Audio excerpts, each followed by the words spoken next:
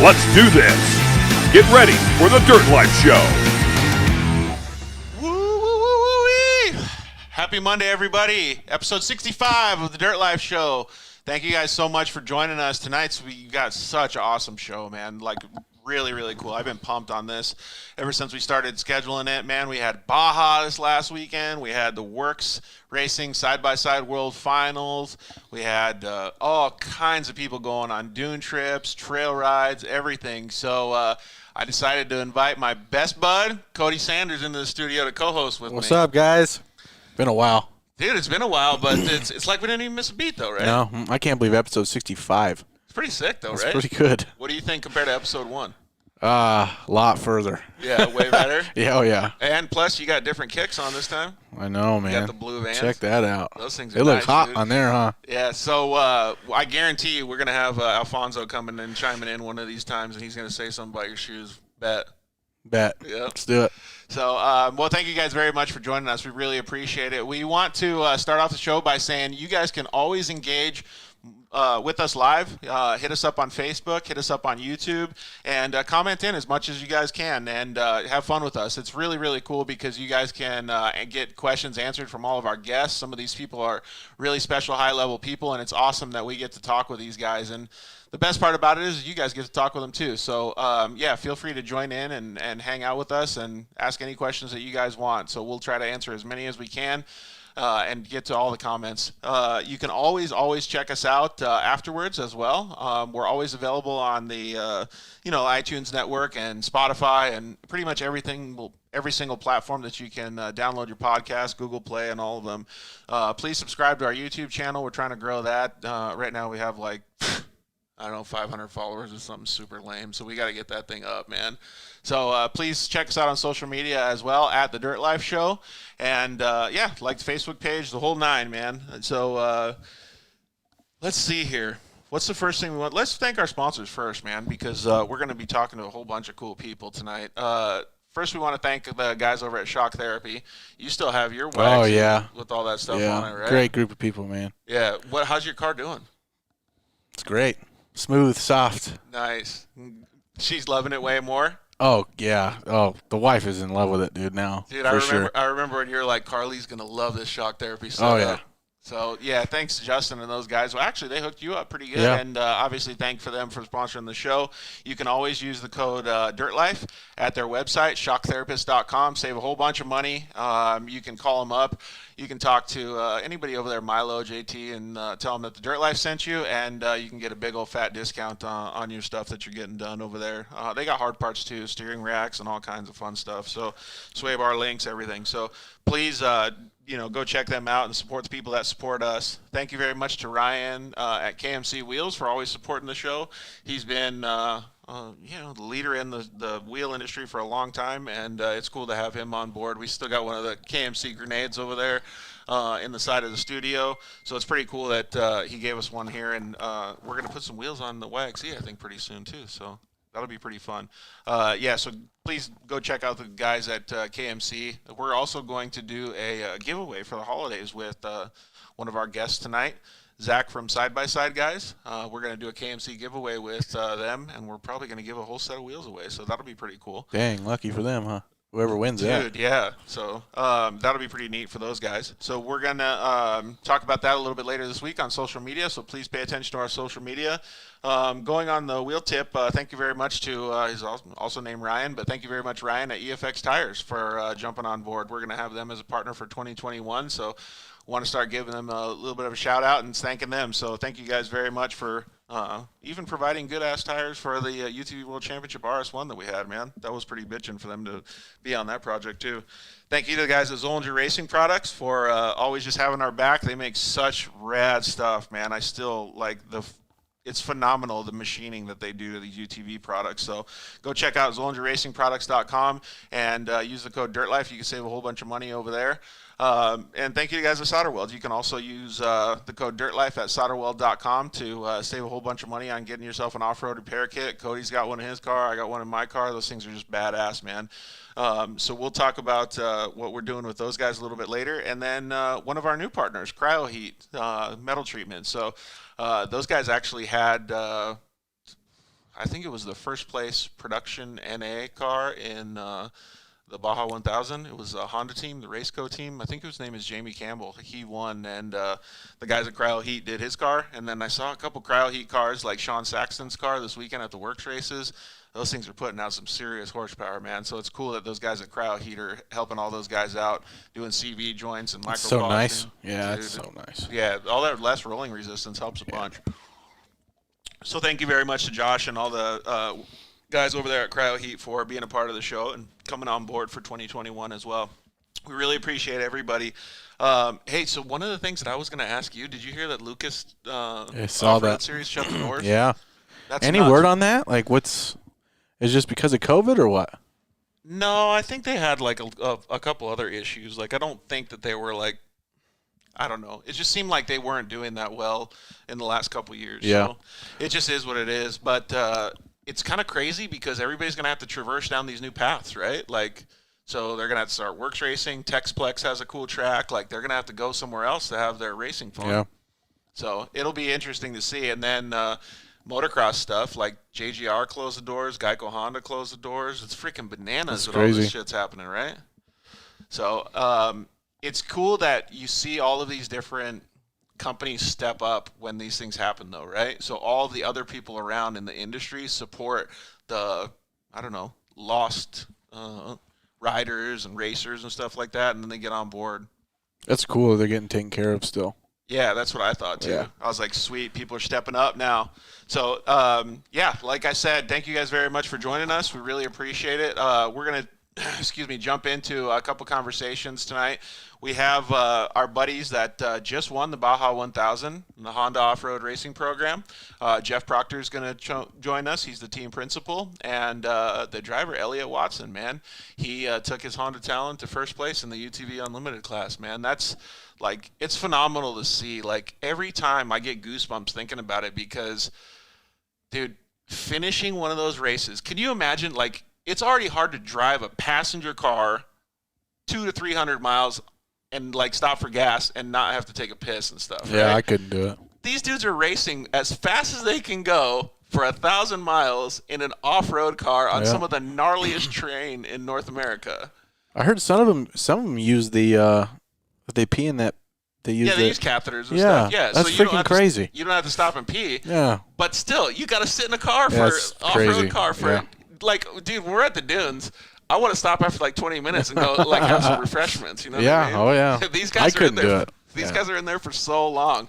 So, not only congratulations to Eliott, but congratulations to everybody else that finished. Congratulations to everybody that was down there, placed well. All those guys did an amazing job, man. So anytime I see one of those teams with a smile on their face, or even if they're defeated, it's really cool to see that, because even if with that defeat, there's so many people like us sitting on the couch wishing that we were there too. Yeah. So, congratulations to all those guys. We're going to definitely talk about the Baja 1000 with those guys.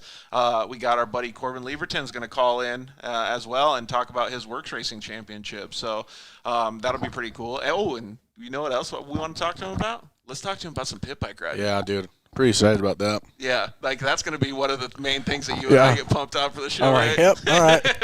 Dude, so he's got a sick pit bike track, I think, at his house. So we'll talk to him about that and see how those guys are doing some of that stuff. And then we're going to spend probably the last hour of the show or whatever talking with Zach Jeffers from Side by Side Guys. And he's got his own podcast as well. We'll talk a little bit about that. But we'll have him talk about some of the stuff they've been doing and kind of relate it to the things that we've been doing too, because you've already got to go out on a dune trip this season. 2.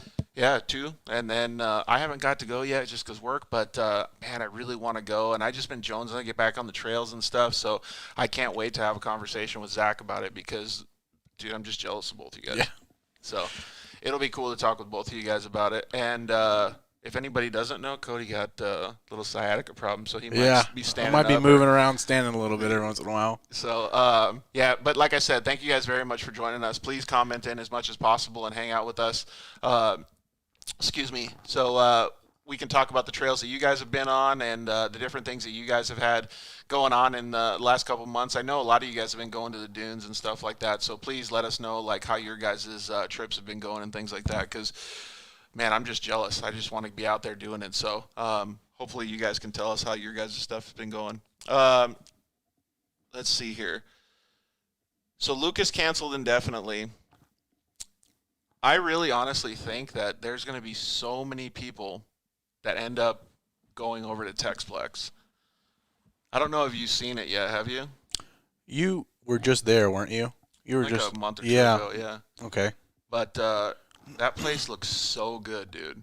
Like, so good. I didn't get to ride the track. I got to just cruise the media car around, like, the outside of the track and, stay on the fire lanes and stuff. But it's like, have you ever seen Redbud from motocross? Yeah. Like the Redbud track? Yeah. Like, it's like chocolate cake. It's like super big jumps. Like, that's what I relate Texplex to for side-by-sides. Like, it's like a Redbud for side-by-sides. There's massive jumps, huge bull turns, like all kinds of crazy cool stuff. So I think it'd be pretty cool if that series just... Oh, and they got $80,000 for both purses in the NA class and the Turbo class to win the championship. Wow. Could you That's believe that? That's good money, dude, yeah. Yeah, this year it was 40, and they said it was supposed to double, so... It definitely would help you in the end of the year. Can you for believe sure. it? Yeah. I mean, probably not even anywhere close to what they're spending the whole season, but still, to get some of that back is probably a huge accomplishment. So one of the things that I wanted to talk about tonight was like the level of side-by-side racing in the industry and everything is getting elevated, right? Because it's growing so much. But like that's actually like legitimizing side-by-side racing, paying out that much money for a championship. Yeah, that's a lot of money. Yeah, like in motocross, like, you get a championship bonus from the manufacturer, but the series pays you a certain amount. Right. So, but this is coming close to at least the series part of it. It's like they're coming to it now. Side-by-side, the racing is not as big as motocross. Not even close. It's like not even nothing compared to it. But to see it growing like that, have the opportunity to get that, it's good. Dude, that's what I'm saying. I think it's so sick. So we'll see how that keeps growing and see what Texplex offers in the coming years. But I know there was some little series that were trying to pop up and trying to like come out so that they could have some of the Lucas riders that were displaced come to their series and stuff like that. Obviously, the WORCS series is going to probably get a few people as well that don't want to travel over there. And for all the big dogs that are doing like Pro 2, Pro 4, Pro Light, all that stuff, even Pro Buggy, they're going to probably have to go to the Midwest series on some of those short course tracks. That's crazy. It's even more money, man. It really is. So the programs are going to definitely be changed up a little bit. But I think the people that are going to be the most successful are going to be the ones that are more versatile and that pivot the most. You know what I mean? So they get out there and they can do stuff. I mean, just like, I don't know, if you have to change your job, you get fired, or you get laid off, whatever it is, you got to pivot and like move around, So we'll see what happens. But I do think that it's going to be pretty cool for some of the industry overall as the people that are hyped on the industry take over that stuff and push it forward, because that's where it really counts. That's where it's going to make a huge difference. So, and then the motocross stuff. Like, did you see the motocross schedule? No, I haven't seen it. I see that you're always watching it, and I'm like, what the hell's he watching? Dude, the schedule's bananas this year for 2021. Yeah. So they're going to do like, I forgot what the actual schedule is, but it's like Arlington, they're going to have 3 races. Phoenix, they're going to have 3 races. Like Indianapolis, they're going to have 3 races. Like, so. And the 3 races will all be in a week's So is it to save money, or is it the COVID stuff? I think it's COVID stuff. Yeah. I think it's some cities or states you just can't do it.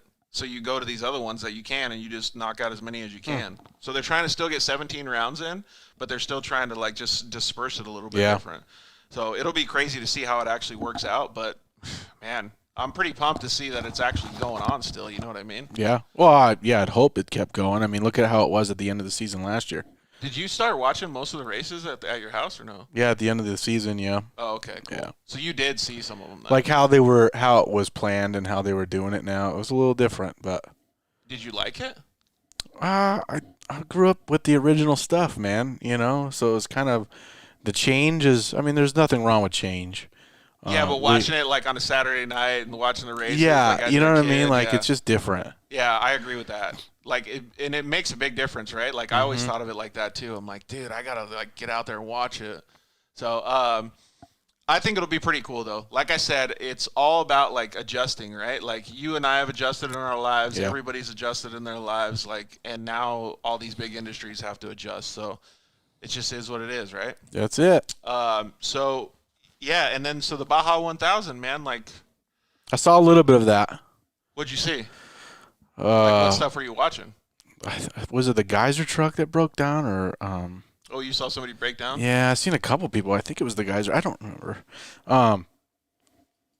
It's wild. I wanted to watch the UTV stuff, but a lot of it I just kept seeing the trucks, and that's cool too. I like to see the UTV stuff. That's what I have, Yeah, exactly. And and plus how far the UTVs have come. Like, it's it's freaking bananas. Yeah, dude. imagine doing that in a Razor 800. Dude, I don't Or know. Yamaha Rhino. Yeah. Yeah, that would freaking kill you, dude. Like, that would be so gnarly to be able to do that. Like, I drove my dad's Razor 800 when we went on that pre-run for the UTV World Championship, and dude, it was gnarly. Like, and big difference. At the end, we were only out there for an hour or two, and at the end, he was like, "Dude, get me out! Like, this hurts." Get that ice ready. Yeah, exactly. So, I think it's pretty cool that the UTVs have come this far. So we'll just see like how it does and how they keep expanding in the Baja 1000. Like, I don't know how they do against like the bigger classes, but they're starting to creep up in the times. Well, I mean, look at the speed car that's about ready to come out, Robbie Gordon. Yeah, that's like, a good look point. at that thing. You know what I mean? That's like what you build your desert car to look like. Pretty much. And it's coming ready to go. And I think that's going to be a huge game changer. Straight out the gate. Yeah, huge game changer for a lot of these race teams if they decide to go that route. I think Polaris will always be on top, and that's just the way it is. They've got a really, really good program, so Yeah. I mean, it's going to be hard to beat, but. Yeah. Okay. Well, so we're gonna actually go to an early commercial break in just a few minutes here because we're gonna get Jeff and Eliott Watson both on the line from Honda Offroad Racing, and we're gonna talk to them about their stuff. But we'll give you a little bit of a backstory. So the Honda Off-Road program, it just over the past couple years has come to fruition, and they've done a fantastic job. We actually went over there and did some shop tour stuff. Yeah, I saw that. That was really cool. And it was cool to me because coming from motocross, like both of us, grew up, with seeing the factories and all this stuff. It's different than most people. Like, most off-road teams are private teams that get equipment and things like that, supplied to their programs. But Honda is actually putting a real factory effort into into the side-by-side stuff. And to me, that's next level. Like, that mentality and the way that they're doing and operating the program is phenomenal. And to get the opportunity to get the invitation to go over there to their shop was just mind-blowing for us. We were so stoked to be over there. And now it's starting they've built so much and they've gotten things so good that they're starting to obviously have it shown in the results. Yeah, It's I mean, awesome. look at Honda Talon, man. When that car came out, that was kind of like, what? Yeah. And then you're starting to see them, and they're like, it's kind of like the YXZ, but a different platform. It's kind of a cool platform. The double clutch, all that stuff. Yeah, is super it's cool. very different. I think it's a great vehicle, and I think Honda has always been. Have you driven one? No, I haven't driven one, They're but pretty awesome, dude. yeah, they seem pretty legit and not what I would go after, but all around car to have different riding styles. Driving it your own, like the YXZ, we only got one way to drive it. Right, exactly. You constantly have to shift, but you have the option both ways. I got a good friend that owns one here, and he loves it. He's like, man, I was going to buy the Yamaha, and then he got the Honda, and he said, I don't want anything else. One of the things we've always talked about is reliability, right? Yeah, and I think that Honda is right there, man. Yeah, 100%. It's cool to see, though, and I really admire the factory racing effort because it's so much work. It's a lot of work to maintain your private side-by-side in your garage, right? Just to go trail riding. And they're doing a phenomenal job at it, and I appreciate all the stuff I just love to see the industry growth, man. Like, if they didn't step in and do these kinds of things, we wouldn't see, the Robbie Gordons pushing the limit. We wouldn't see the next level OEM, coming up and doing that stuff. You know what I mean? So when I know these people on social media, they go, oh, we got a game changer out here. Well, it's not really a game changer. It's a progression of all of these other things that have happened in the past. Like, everybody is just moving forward, and that's what really counts. So I think it's neat to be able to see all that stuff, and I'm proud of these guys for putting together such an awesome program. So, Mike just commented in saying it's sad to see that Textron and Arctic Cat, left the industry or whatever, but John actually asked about the new Polaris. There's still rumors that Polaris is doing their stuff, but we can't say anything, and nobody else can say anything until it's actually released. So we can't wait to see what actually hits the ground. So we're excited about just the growth, man. Like, even Robbie Gordon's thing. You love him or you hate him, he's pushing it, man. Yeah. He's doing a good job. So, hey, so let's go to a quick commercial break, and we'll be right back so we can have the Honda guys on. We'll see you guys in just a sec.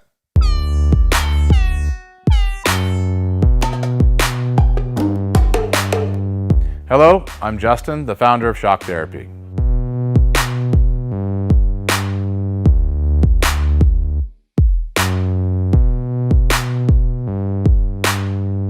Shock Therapy has been around for 5 years, but we have personally been tuning suspension on off-road cars and race vehicles for over 25 years. We tune between 10 and 15 cars per day, every single day of the week.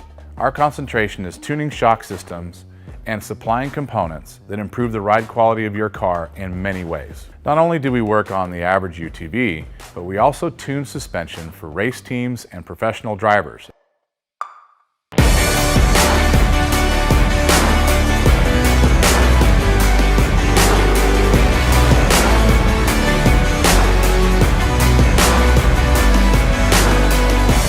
We currently tune for over 87 race teams in Best in the Desert and SCORE. Our clients and race teams rely on our suspension components to allow them to win races and keep them safe. Suspension is a moving target. We are always trying to hit that target with every customer that we work with. Each customer's needs can be different, and we tune our kits accordingly. Our research and development never stops. We improve our components every single day. As the industry evolves and improves, so do our parts and kits. As of right now, we have over 100 products for UTVs. So when you bring your car to us, you have the satisfaction of knowing that you have the most experience, the highest quality products, and the fact that your car is being tuned specifically to you.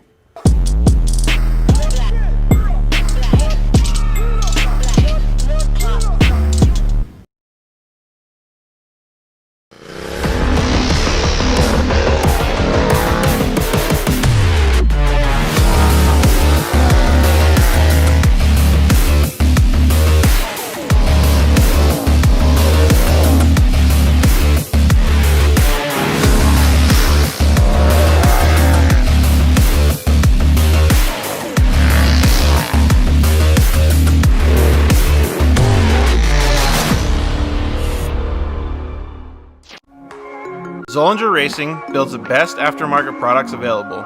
Products for your UTV or snowmobile, including billet radius rods, billet tie rods, billet steering knuckles, billet steering racks, alternator kits, and much more.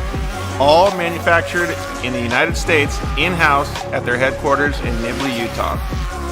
Travis Zollinger and his team test in some of the most brutal conditions, racing in places like the Best in the Desert Mint 400, Ultra 4 King of the Hammers, UTV World Championships, and many more.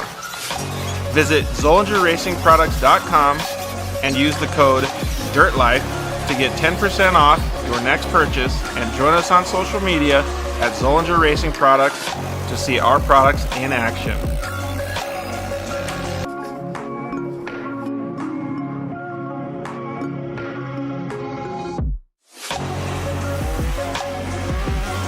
Zollinger Racing, the best products, period. Yeah, finally, we got Lance from Solderweld in the studio. Thanks for coming down, bud. Hey, why don't we just record a commercial now? Yeah, why not? So good to be here, man. It's been a lot. I've been trying to get down here forever, and I wanted to talk about the off-road kit. Dude, I love those things. I got it in my pack. Yeah, we're running hundreds of vehicles now running them, whether it's a UTV or some guy's got it in a backpack on his motocross. He's got everything he needs to make a fix right there on the fly, out on the trail, or in the desert, whatever it is. Well, since I've already used one, I kind of know what to use it for, but explain what it does. All right, so let's pull one out real quick. You've got your aluminum rods. Remember, they're rods, right? So, light torch, small torch. You can throw it in there or throw it on the rig with your flux. It decontaminates and cleans like, let's say, a radiator. You get a random rock chip runs through as you're racing. You get a rock chip in a radiator. You got to fix it right there or you're out of the race. You can patch it up. You can patch it up. It's all good to go. Yep, just like welding. Yeah, also as well with that, you've got a brake line fix. So with your flux, you can fix a brake line, stainless steel, And then your hot block, heat absorption putty. So it keeps you from getting burned, number one, as well as keeps the heat from traveling. So it's really, really nice. I've used this not even to fix anything, so that stuff works so good, man. Listen, it's easy. It straps in nicely so that you have everything you need in one little place, and you don't have to carry a big bag in It's the like a first truck. aid kit for your vehicle. Yeah, chase trucks have it as well, so that if they need to make a fix on the fly, they can get it done and get it done quick and get you back in the race. Dude, those things are so cool. All right, so it's at Solderweld on Instagram, Facebook, and solderweld.com. Awesome. All right, thanks, bud. Appreciate it.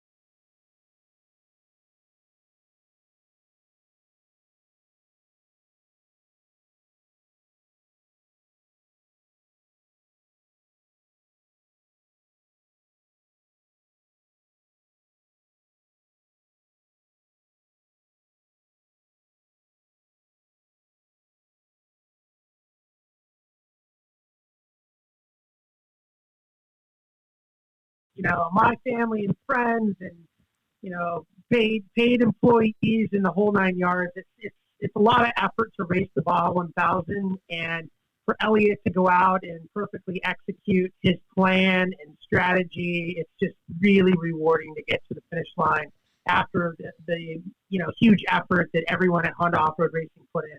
Yeah, 100%. Yeah, man, I think it's super, super cool to see that. Well, I obviously got to see it, personally, because you guys had us over at the shop. It was really cool to see how professional the program is, and we were actually talking about this a little bit, how the level of side-by-side racing and the factory efforts and all this stuff is going. But it kind of, when you race a race like that, like I see everything on social media clearly. I've never actually been down to Baja to participate in one, but you can see the behind-the-scenes stuff, how much there's fun, obviously, but how much actual work goes into it. So maybe, Eliott, you can tell us from a driver's standpoint, and Jeff, you can give us a driver's and a team principal standpoint as well. Yeah, it's pretty insane. I mean, just the amount of mental preparedness you need to have for this race is unreal. So I ran my whole section 3 times. I vlogged probably about over 1,000 miles in a stock on the challenges to try and even get myself prepared for the race. It's a little bit hard to hear you, Eliott. I don't know if maybe we lost a little bit of audio coming out of your computer or whatever you got there. Maybe, Jeff, you could chime in a little bit and tell us what you think. Yeah. So, as far as preparing on our side, I mean, I'm looking at the data and the statistics, and I'm like, okay, we have 3 race cars, we have 3 driver sets per race car, we got 3 navigators per race car, and so you're looking at 18 drivers and navigators to start off with before you even have 1 crew member.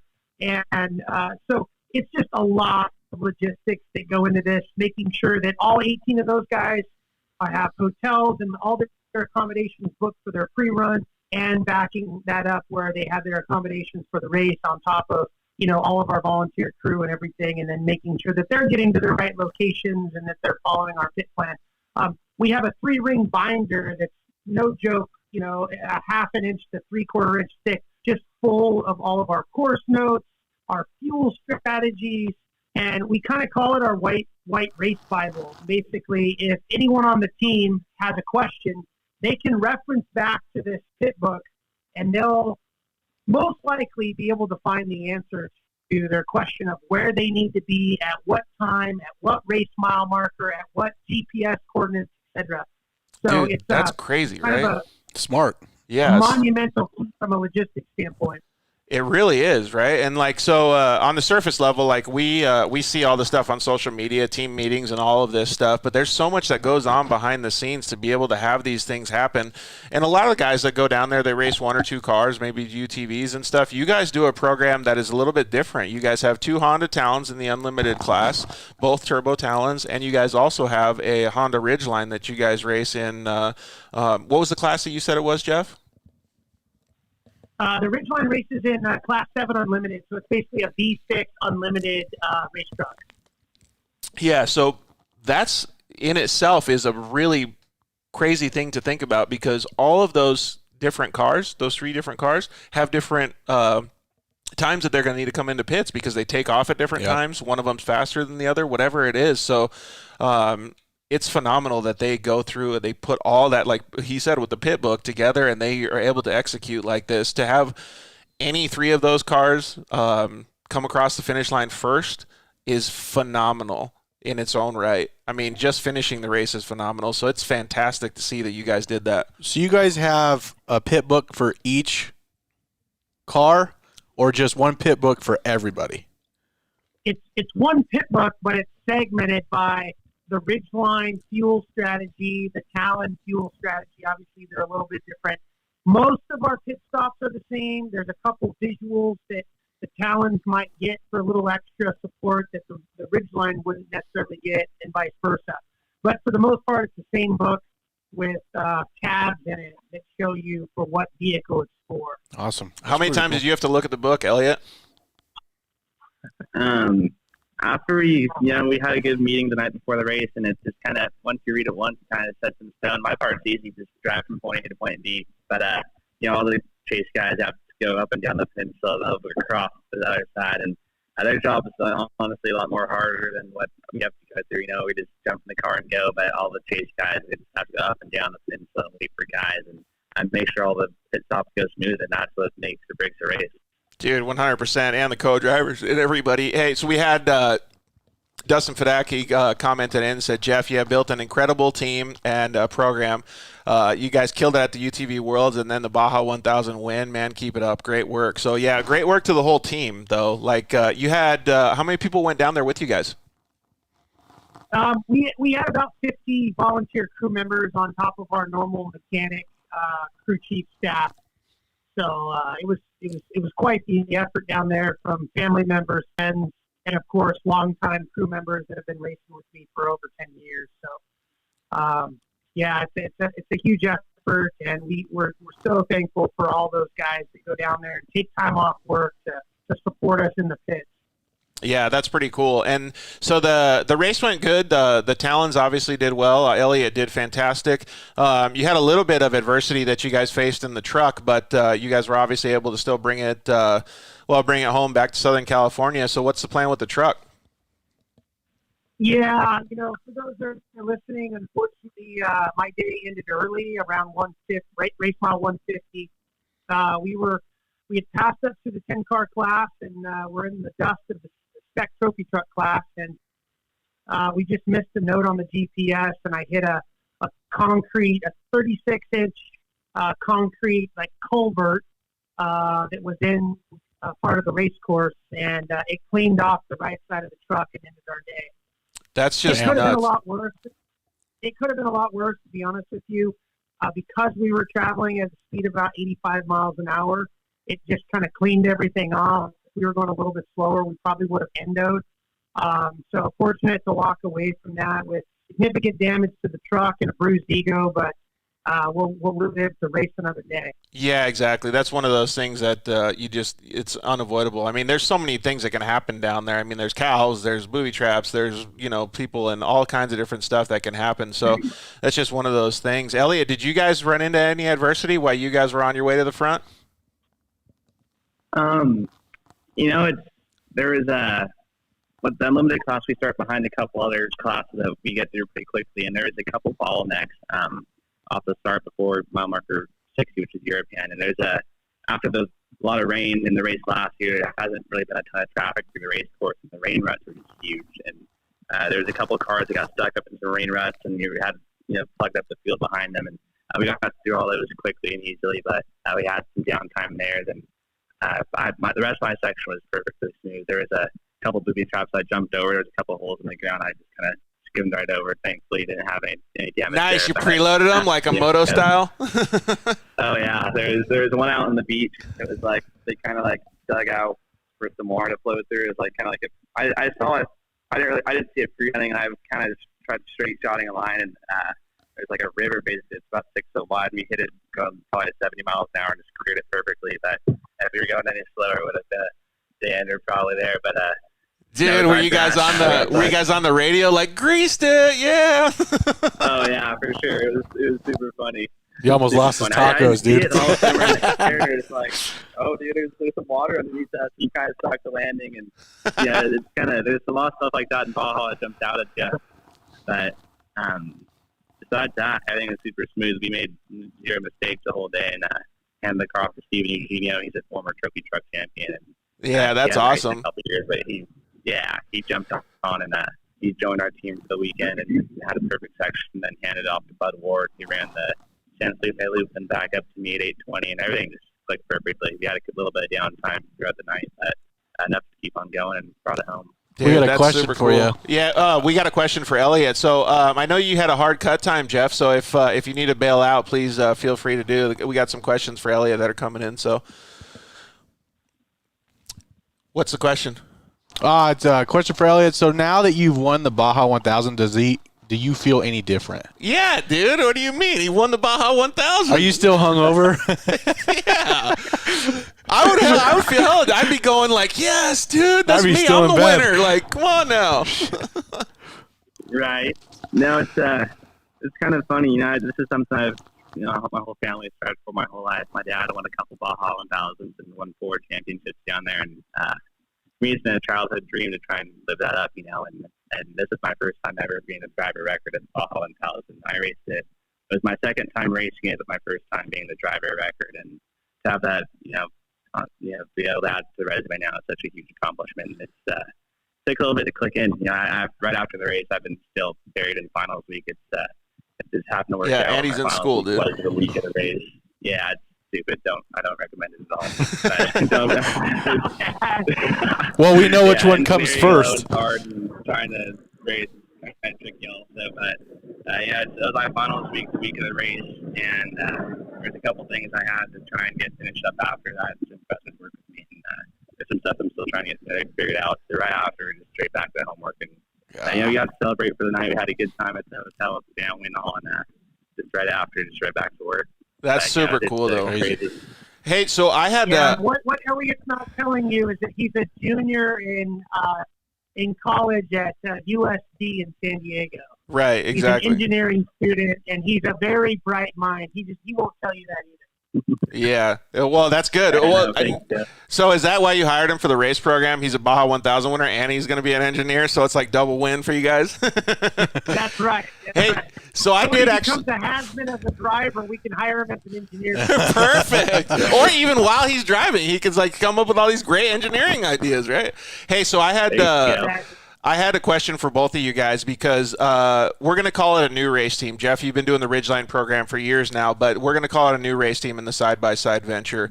And Eliott being a younger driver, obviously he's still young, going to college and stuff.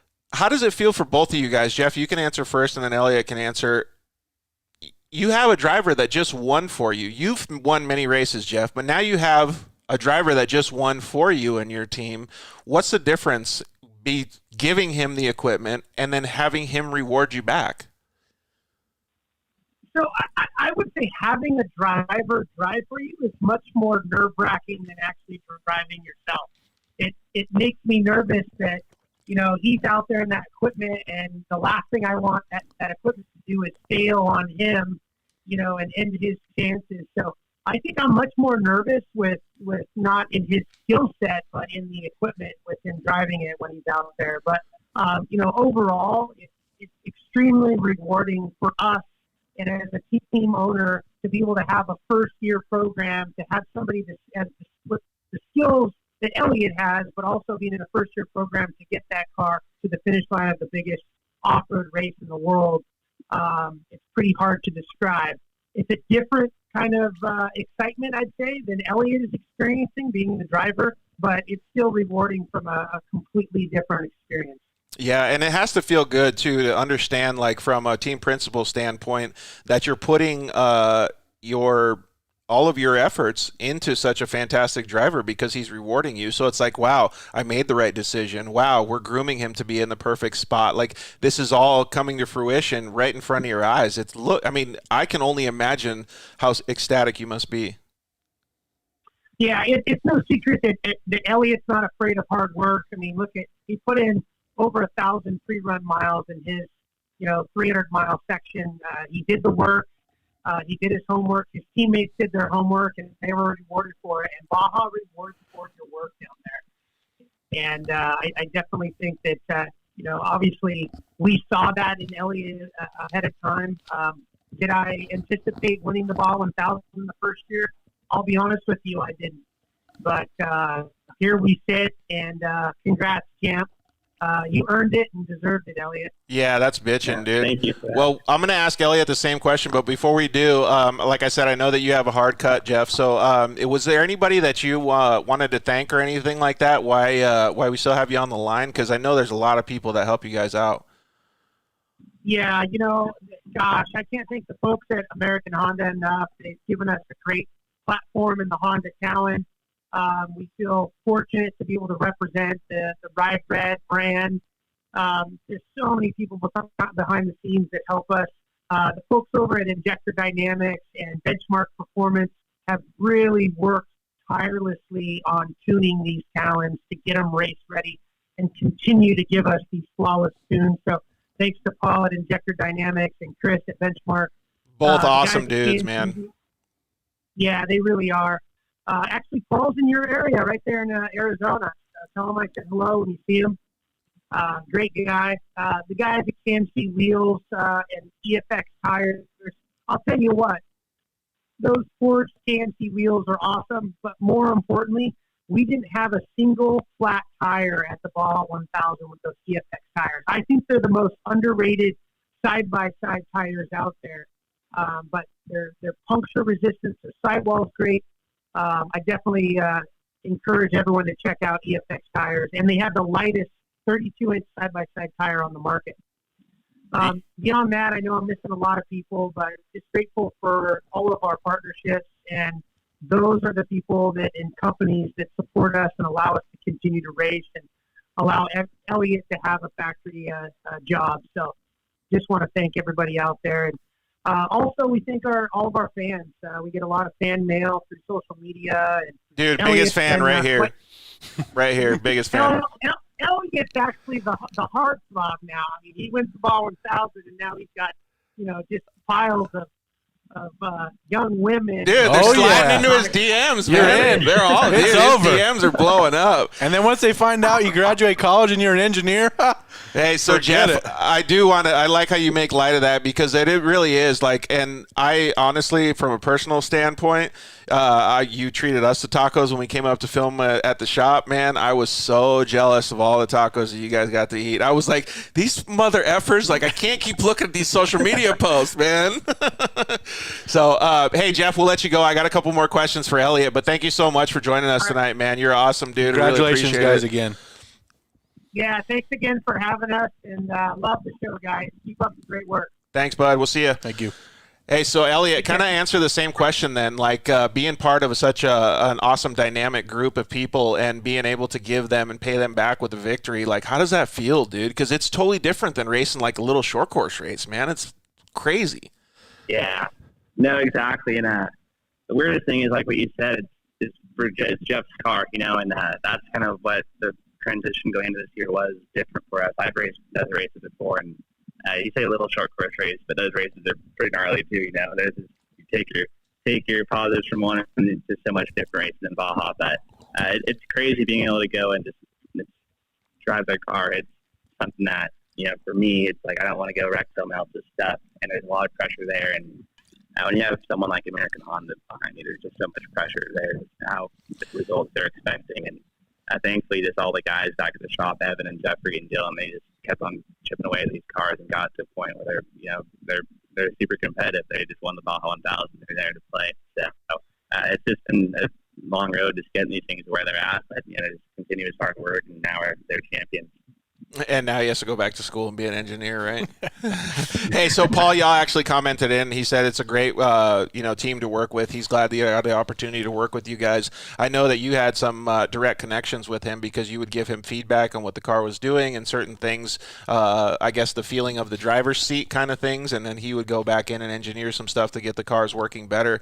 And it's pretty fantastic to be able to see that the program is just moving forward, you know what I mean? And one of the things that I think is the best part about this, and I think you can probably expand on it more, is the development that you guys do on the racetrack and in these practice and test sessions ends up being so good for the consumer. Oh, yeah, exactly. And one thing about it is we're the first real team that uses Turbo Talent, and Paul and Chris Hawks over at Benchmark, they've just been making leaps and bounds on these cars. And so it's crazy. There's a lot of things that we noticed from the racing perspective is that we're going to incorporate. I'm sure that will be incorporated down the line at some point. It's just how what this effort's all about. We have the connection with the factory, and now we can tell them what we learned on the cars. And Chris and Paul are there to just give them feedback and working alongside the engineers every day, and it makes a huge difference.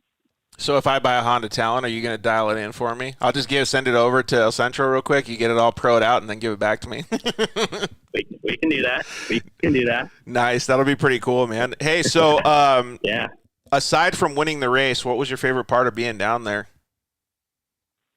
You mentioned tacos earlier. Tacos are always good. Can't beat them down there. The other thing was just spending time with family. It's like our family loves Baja, and my mom went down. She hasn't really been to Baja races as much before, but she went down and presented us weekend before along with my little brother, and then my aunt and uncle went. My little cousin, it was his first time going to the Baja 1000. Sam Stroni, he races mini racers and stuff, and he actually lives next door to me, so he had to run home to go to a race after. But it was more of a family deal, and they all helped chase, and it was really cool just being able to have everybody go along throughout the weight race, and everybody at the finish line. It's just a crazy feeling, when you're going down.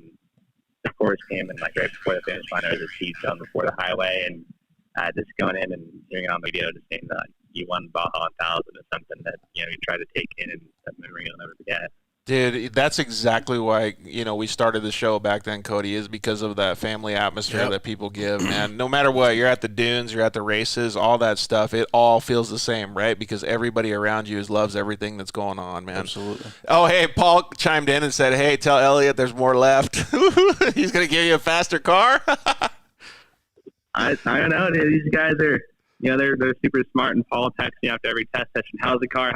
And he's always like, just wait, dude. This thing isn't even getting as much power as it can yet. We have a long ways to go, and it's awesome being able to see that because these cars right now are already that fast. And I know Paul and Chris they're hard at work every day. They're getting texts at 2 a.m. from these guys, and just trying to make every little bit better.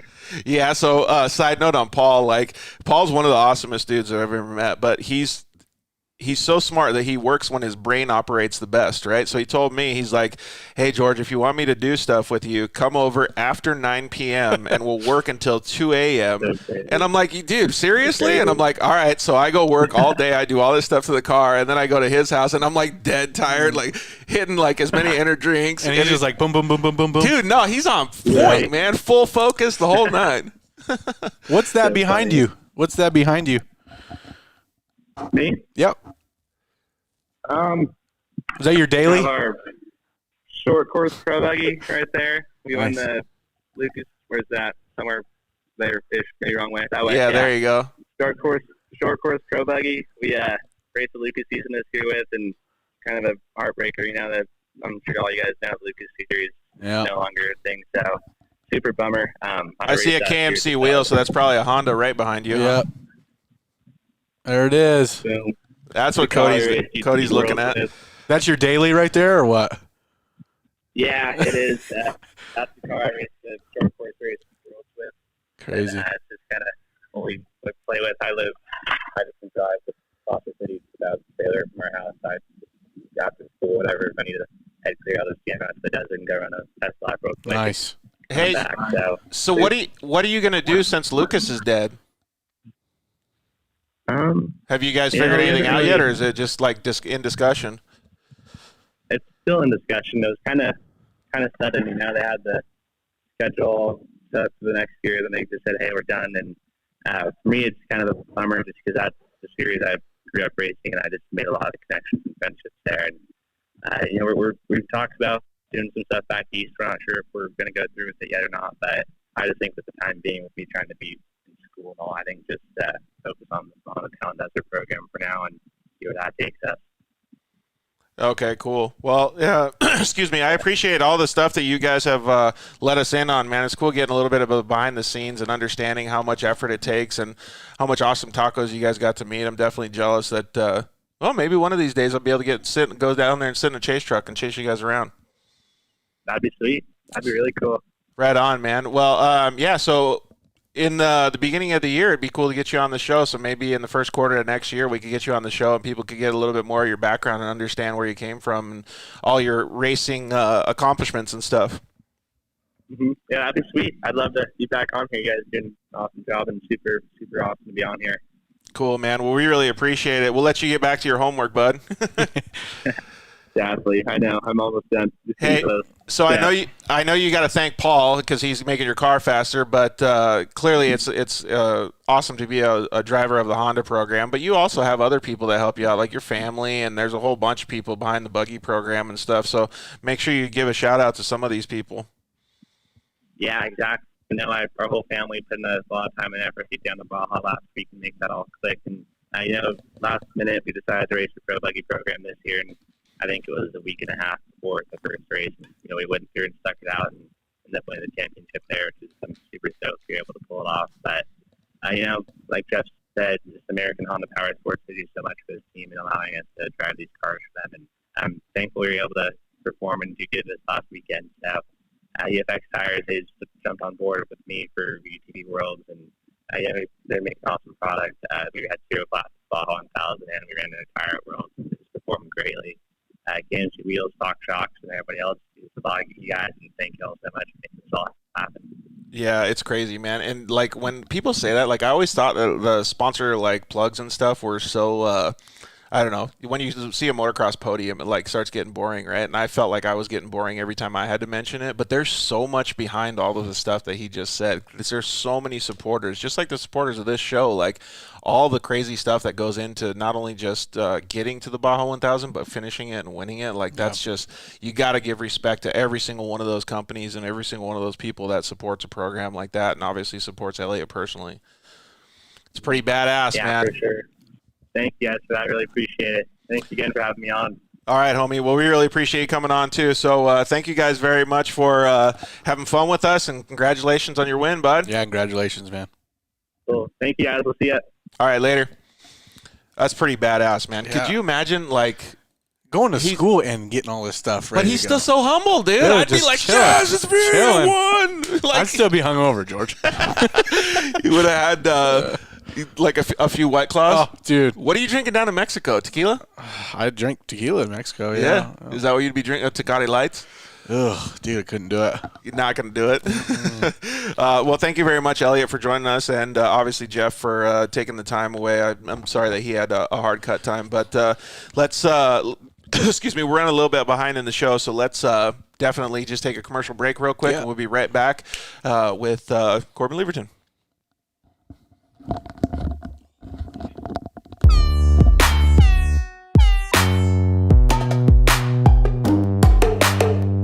Hello, I'm Justin, the founder of Shock Therapy.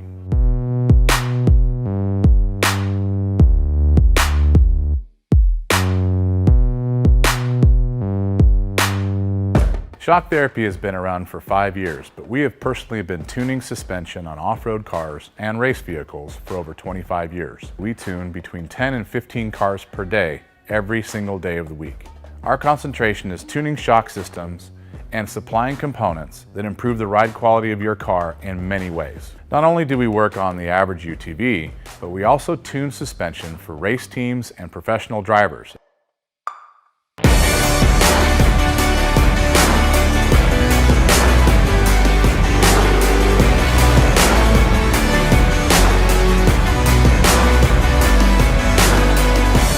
We currently tune for over 87 race teams in Best in Desert and Score. Our clients and race teams rely on our suspension components to allow them to win races and keep them safe. Suspension is a moving target. We are always trying to hit that target with every customer that we work with. Each customer's needs can be different, and we tune our kits accordingly.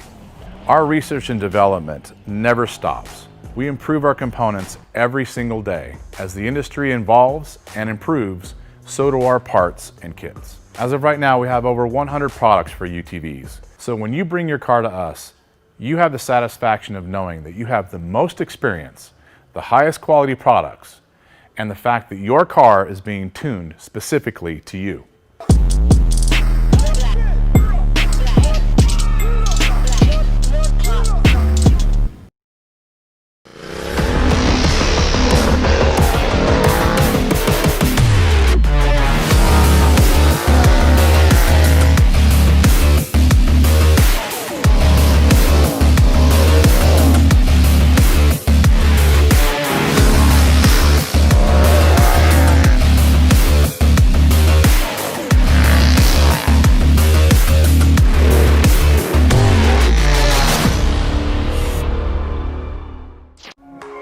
Zollinger Racing builds the best aftermarket products available. Products for your UTV or snowmobile, including billet radius rods, billet tie rods, billet steering knuckles, billet steering racks, alternator kits, and much more. All manufactured in the United States in-house at their headquarters in Nibley, Utah. Travis Zollinger and his team test in some of the most brutal conditions, racing in places like the Best in the Desert Mint 400, Ultra 4 King of the Hammers, UTV World Championships, and many more. Visit ZollingerRacingProducts.com and use the code DIRTLIFE to get 10% off your next purchase, and join us on social media at Zollinger Racing Products to see our products in action.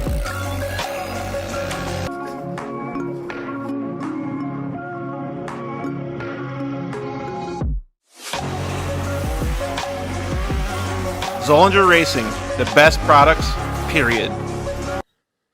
Yeah, finally, we got Lance from Solderweld in the studio. Thanks for coming down, bud. Hey, why don't we just record a commercial now? Yeah, why not? So good to be here, man. It's been a lot. I'm trying to get down here forever, and I wanted to talk about the off-road kit. Dude, I love those things. I got it in my pack. Yeah, we're running hundreds of vehicles now running them, whether it's a UTV or some guy's got it in a backpack on his motocross. He's got everything he needs to make a fix right there on the fly, out on the trail, or in the desert, whatever it is. Well, since I've already used one, I kind of know what to use it for, but explain what it does. All right, so let's pull one out real quick. You've got your aluminum rods. Remember, they're rods, right? So, light torch, small torch. You can throw it in there or throw it on the rig with your flux. It decontaminates and cleans like, let's say, a radiator. You get a random rock chip runs through as you're racing. You get a rock chip in a radiator. You got to fix it right there or you're out of the race. You can patch it up. You can patch it up. It's all good to go. Yep, just like welding.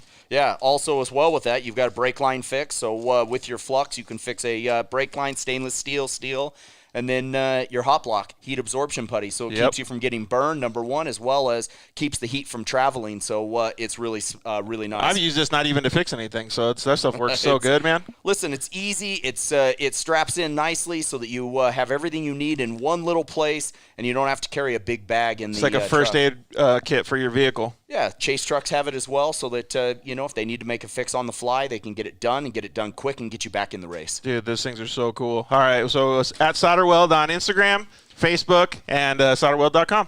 Awesome. All right, thanks, bud. Appreciate it.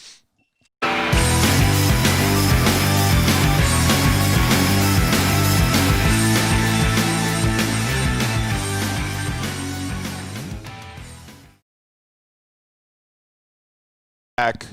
All right, we are back. It looks like we might have a little bit of an internet freeze from Corbin.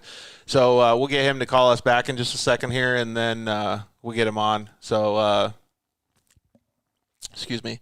Sometimes this this FaceTime stuff doesn't really do very well, man. I'm kind of bummed on it sometimes, but let's get him going here. See if we can get him back online. So, man, we went over to the WORCS races this weekend up in Prim, Nevada. It was actually pretty cool. Like, I was surprised at the amount of talent that was there. But I think it's pretty awesome to see because, you know, there's so many people that are going to be displaced because of Lucas and stuff, you know, so it's like, it's pretty rad that everybody's going out and doing these awesome things. It's going to be interesting. Yeah, I think so too. But, I mean, you never know. It'll be cool to see that. Corbin, can you hear us now, bud? Yeah, I got you. You guys hear me? Yep. Yeah, we got you, dude. So it's pretty cool that all the WORCS races are still going on, and there's so much shit going on, at least since Lucas bailed, right? Yeah. No, it's crazy to see Lucas go. I know there's been some rumors going on a bit shutting down. I think COVID and all that kind of played a role with that, but it's it's nice that our series WORCS was still able to go throughout the year. I know we had a couple months break there, obviously at the height of the whole COVID deal. So it's cool they got us back racing. We were able to finish off our season. Yeah, for sure. So for anybody that doesn't know who Corbin is, he's one badass dude behind the wheel, but he also is badass dude with handlebars, and it's neat to be able to see his progression. He hasn't been racing side-by-sides for that long, but he's been in the off-road game for a little while now. He likes riding dirt bikes and stuff, like I said. So it's neat to see that all of your hard work is coming to fruition. You guys have a pretty cool team with one of our previous show guests, Cody Bradbury. So you guys are kind of teaming up efforts, and you guys are putting a lot of effort into this whole thing we call off-road racing. Yeah, definitely. No, I appreciate it. It's like you said, there's definitely a lot of work that goes into it. It's cool when stuff like this happens and we're able to get championships and win stuff like that, and it makes it all good for sure. But definitely a lot of work that goes into it. I know. Right before this call right here, I'm Cody and my dad and grandpa, we're all sitting in the living room right now scheming for 2021. So definitely a lot of hard work goes into it in the shop, you know, getting the cars together, and not even that, just a lot of thought goes into our decisions on, you know, what parts we're running and how the logistics of getting to the races and stuff like that. So it doesn't matter what series you're running, no matter what, you're putting in the work, you're winning, dude. That's pretty. Oh, we just had someone you may know a little bit, Shelby Anderson, says your Wi-Fi sucks. Oh yeah, she's definitely right. Dude, it's so bad. I have a simulator. I got a Sparko simulator. It's actually pretty sweet, but our Wi-Fi is so bad. We live out here. I live in Nuevo, and it's kind of in the middle of nowhere. We only have satellite Wi-Fi, so it's so bad when I try to sim race. I'm always lagging. I go out. They call it going ghost, and I go ghost. You can't see me, and I pop back in. And the crash and smash them on the middle. I feel bad, but dude, that happens every time. You're gonna have to start having all your business meetings like at Starbucks or something, right? Picking that free stuff. Yeah, it's so bad. I still go to college, still take some online classes and stuff. So even for that, dude, it's so bad. Hey, so before we get into like the serious talk, because I want to understand how much work you guys put in and what it took to win the championship in the WORCS Racing Series. But so I got a couple things that I was going to ask you. I saw a little video on social media that said that you guys got you won a 4-seater. Dude, yeah. Yeah, but low key the announcer was like, "Yeah, you and Shelby will put the kids in the back." I was like, "Oh shit!" Dude, yeah, he got us. Everyone was dying at that. That was a full surprise. We were at the. Oh, you didn't even know that was going to happen? I had no idea. So last night we were at the WORCS direct after the race, and Shelby comes up to me as we're sitting there, and she's like, "You got a bonus." I'm like, "What do you mean I got a bonus?" Like, "My player's bonus?" She's like, "No, you got a WORCS bonus." I'm like, "What is it?" I'm like, I started in like, "What is it? $500 grand, $10,000?" I'm like, "Is it $1 million?" She's like, No. She's like, "You want a 4-seater?" I'm like, "No way." She's like, "Don't tell anyone. Don't tell anyone." I don't know how she knew. I guess she was talking to the ladies up at the WORCS registration trailer or something. She's like, "Oh, so Shelby's got the inside scoops. We need secrets. We talk to her." She totally blew the secret, and I'm up and they did the pro stock podium first, right? So Bo actually won pro stock there, and he had no idea. So he won an RS1, and he was like, the look on his face, he was pumped. So, and even me too. I even told Shelby, like, I'll believe it when I see it. You know what I mean? And I was pumped for sure. I was not expecting that. Like we get players bonuses and stuff like that, obviously, but usually WORCS doesn't have like, they have race win bonuses, but not usually championship bonuses. and they surprised us with that. Dude, and that's exactly the stuff we were talking about, Yeah. Cody. So now these, not just the racers are getting displaced, but like Polaris, if they were supporting the Lucas, now they can go support some other series. That's so and stuff. cool. Yeah. Dude, that's crazy. Hey, so I actually asked you this before, but we should actually mention it right now. So we just saw a video on the internet, on social media, like I think it was Instagram, of a 4-seat Razor hucking a huge dune jump at, I think it was the swing set. Yeah. It was 136 feet. So now that you got a 4-seater, can you think you're going to like huck a big-ass jump? Dude, like that? I don't know. That's pretty gnarly in a 4-seater, I'm not going to lie. In a 2-seater, I'll do it, but I don't know about a 4-seater. You have to see something in it for me, I guess. I don't know. That sounds pretty risky. We were just out there, actually, a couple of weekends ago for Halloween, and my brother was out there on a bike, and he was hitting that thing, and it was pretty decent size, even on a bike. So in a 4-seat Razor, it's pretty gnarly. How fast was he hitting it on his bike? Like fourth wide? Dude, yeah, he was fourth moving on a KTM 350, so it was pretty decent size for sure. Dude, that's crazy, man. Yeah, like that side-by-side jump looked huge. Yeah. Hey, so speaking of bikes, like you guys do a lot of like pit bike riding and dirt bike riding then out there in Nuevo? Yeah, definitely. It's sick out here. We're like if you're a dirt bike guy, like Beaumont and stuff like that. Street riding, well, that's like 20 minutes away from us. So it's the same set of hills. And since we were little, I know like Cody, my uncle, I know he was on the show, but he grew up riding. Me and Lincoln, my brother, grown up riding dirt bikes forever. I've kind of taken a step back from it lately, just because I don't want to screw up my career at this point, in racing. So I can't really get hurt, but still got a little pit bike, a little 110, and I still ride that thing a ton. And Lincoln, my brother, is pretty dang good on the dirt bike now too. So we threw that pit bike race here not long ago, and it was honestly insane. The pit bike community right now is like blowing up, and dude, it's getting big. Yeah, dude, it was like seriously, we posted the thing, and by that night there was like hundreds of people. I saw it. Coming. We're like, we are in too deep. By like 6 a.m. the morning of the race, the gates weren't even supposed to open until 10 a.m. And dudes that drove all the way from like Utah, Arizona, Washington. Oh, damn! It was insane. Like they were there before I even woke up, started getting stuff ready for the morning. That's so cool to see, though, getting back Maybe again. like 800 people there. Dude, it's pit bikes. 1 acre track. And it's pit bikes too, so there's probably all dudes at 6 a.m. like killing White Claws out front of his house, like just hanging out. Yeah, and SoCal, dude, it gets rowdy for sure. We got lucky. It wasn't too bad. We had a couple little incidents, but we kept it together for the most part. Everyone was pumped on it. I still have people messaging me like, "We were at your pit bike race. Like, never got a chance to chat or whatever, but like, thanks for throwing it." So everybody wants us to throw another one, but clearly, yeah. It was hectic. It was stressful, for sure, but it was fun. Yeah, that's cool. We, Cody and I have lived like in this place in southern Arizona where there's like a bunch of jumps and stuff that we kind of like, I don't know. They're like bicycle, yeah. It's kind of like what they have, the like Sheep Hills kind of stuff, like real like Paqui stuff. So we've done like some stuff like that, but it's probably like 50% the level of what you guys did. So like I'd like admire that stuff, dude, because I want to get out there and huck some stuff. Thank you. You have to come out, dude. Yeah.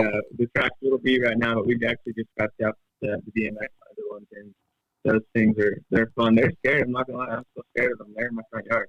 Hey, they claimed some broken bones weekend of the race. Some people. No way, really? What's your bike again, Cody? It's just a CRF 80. Oh, you got the 80? Yeah. Okay. But it's still good. Like it's a little bit bigger. The wheels and stuff are bigger, right? Yeah. And then my 110 is supposed to be in like 2 weeks, so we'll see if I get that bad boy. Dude, they're so hard to find right now. Yeah. Well, I ordered mine a while back. So, I didn't want to pay no freaking $5,000 for one, so I just got one from my buddy at the shop. People are right now. It's crazy. What 110 do you have? I got one of the new 21 CRF 110s too. Oh, perfect. Way too much for that. I had to have it. Yeah, dude, they're like going like hotcakes. Have you seen the prices on these? I could sell my old CRF 80 for $2,000, dude. Really? Yeah, and I only paid $900 for it. Like I'm like really close to doing it, but it's so hard to get. You can't replace it, dude. You can't get another one right now. They're so hard to get. That's crazy. They're fun. Yeah. So you'll have to tell me like what mods and stuff I got to put on it, like the bars and like how to hook it all up, because it's got like the 2 throttle cable, right? Like 2 throttle cables or whatever. Yeah. Yeah, there's fun. There's a bunch of stuff. I just built one and got it all done up. It took me forever to get done. I like framed it, and powder coated everything. But oh dang, you went that pimp on it? Yeah, I went way too far, dude. I got messed up in way too far. I was struggling to get it back together. I'm not a good mechanic, but it was worth it in the end. So. It's not one of those ones that you just put in your living room, right? You still ride it. Yeah, I still ride it. It's all right. It's a pit bike still, so it still gets beat. Right on. Okay, so let's get into the meat of what you just did, man. So you obviously have been racing side by sides for a little while, and it's clear that you're good at it. I heard some comments over the weekend. I'm like, look at the way he drives compared to the way everybody else drives. And I took a second to watch him, and he's so smooth behind the wheel. Like, he barely moves the steering wheel. You can tell that his feet are moving real slow. Like, and all of these things are like good racing traits to have, right? And you can tell he's a motocross racer because the way he thinks behind the wheel is a lot slower than what he would think on a dirt bike. And you can see his style of driving. Like, there was never any jerky moves. Like, a lot of times when side-by-side racers go to pass somebody either on the inside or the outside or whatever, they'll dart to the inside or they'll move in the straightaway really quickly. And he was smooth in every single action that he did behind the wheel. And I feel like that comes from motocross, but I feel like that's 90% of the reason why he's able to keep the car and the championship going, like, during a series, because he's not pushing everything to the limit. He's managing everything properly and still going fast. So can you speak on that a little bit? Yeah, I appreciate that a lot. That's like one of the best compliments I can get. I know a few people have come up to me and said that. I'm like, thank you. Like, I strive to be like that. It's honestly just like, I just try to be efficient. You know what I mean? So it definitely does come from watching guys ride dirt bikes and stuff like that, and even watching stuff like Formula One and stuff like that, where you see how precise and smooth and stuff they are. And I just try to not make any, like you said, jerking at the wheel and stuff like that. Like, I try not to make any unnecessary turns or stabs on the brakes and gas. Like, just being smooth. There's a lot to be said about being smooth, especially what we're doing now. WORCS, like, it's an hour moto or 55 minutes of like a full sprint now. So like and the tracks are so rough. So any mistakes and like you're done, you're out of a chance to win, and you break your car and you're done for a championship too now, with how many dudes there are that are so consistent and so fast. So being smooth really helps, especially for a guy that's trying to go like for championships. And that's like my main goal always. I try to be that consistent guy that's there every weekend on the podium. And maybe I'm not always going to win the race. Maybe I'm not always going to be this guy that just looks like, dang, he's out there ripping. But like, if you can be smooth and consistent in what you're doing, I feel like you really up your chances for success. You know what I mean? So yeah, it definitely comes to a moto. You see guys like like Dungey, Roxon. I see those guys that like you see like no extra movement.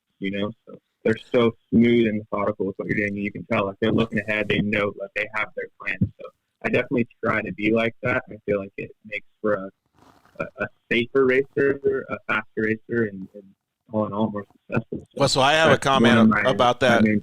I have a comment about that too. But what was the question that we got from? Go up. Oh, Zach. Zach Rexroad. Ask Corbin when the UTV track goes in. Ooh. I'm gonna need some more room for that. We're on a 3-acre piece of land, and our house is on one. And then Cody, my uncle, I know you guys all know him. He's on the one right below us, and then we have the 1 acre for our pit bike track still. So that was our whole race. We had like 800 or 900 people passing that 1 acre lot. So damn, that's crazy, dude. We're gonna have to find some more land. It is super crazy. Hey, so to go on what you just mentioned, like trying to be smooth and all that stuff. So I think it was last week we had the episode with my buddies Jeff and Tim over at UPR.com, and we talked about cockpit setup and safety and these different things, right? And so, like, coming from motocross, I never ever knew like, oh, you just get in a UTV, you just get in a car and drive, like it's easy, right? You just push on the pedals. But there's so many little intricate things, like where you have your harnesses attached, how tired you get, where you have the steering wheel positioned, how secure you are in the seat, what pad you're using in the seat, like all of these things like equate to the same thing as like where you would put your bars and clutch lever and your suspension setup on your dirt bike. Like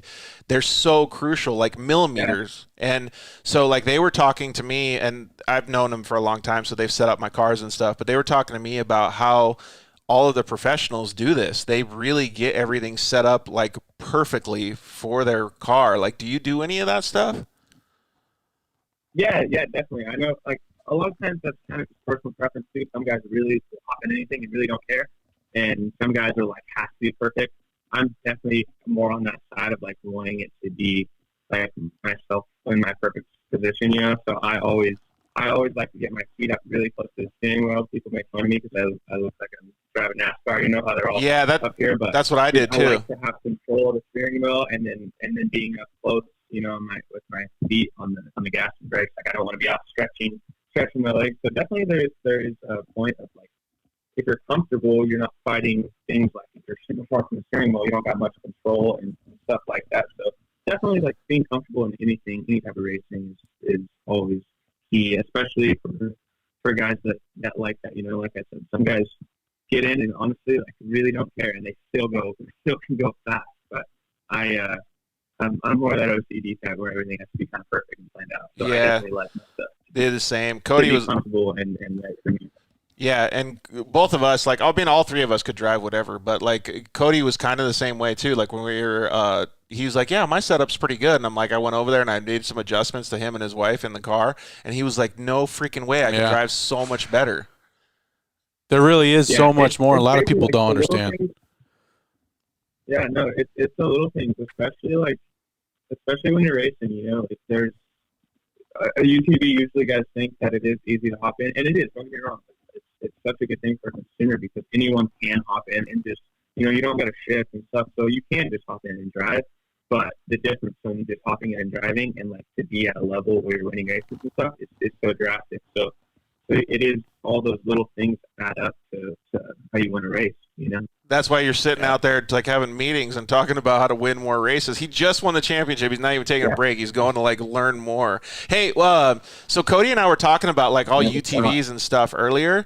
Like we were talking about like the Speed UTV coming out, like Yamahas, Hondas, like all this different stuff. And we know you're a Polaris guy, but maybe you can give like us and our audience a little bit of a clue. Like, what's your favorite car to drive? I mean, like, you think it's going to be like a trail car is going to be the 4-seater now that like you got that one? It's obviously I'm always going to be partial to Polaris. Those basically have helped me out forever.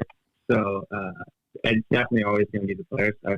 I have drove a couple other brands, and honestly, no, I meant like what's your because you drive a Pro XP, you've driven like a turbo car, a 2-seater, like you've driven so many different side-by-sides, Polarises. Like, what has been your favorite one? Because we were actually talking about this the other day. My dad said that he wanted to drive a Pro XP, even though it's skinnier. Yeah. I told him that my favorite car still to this day was a normally aspirated 1000 4-seater.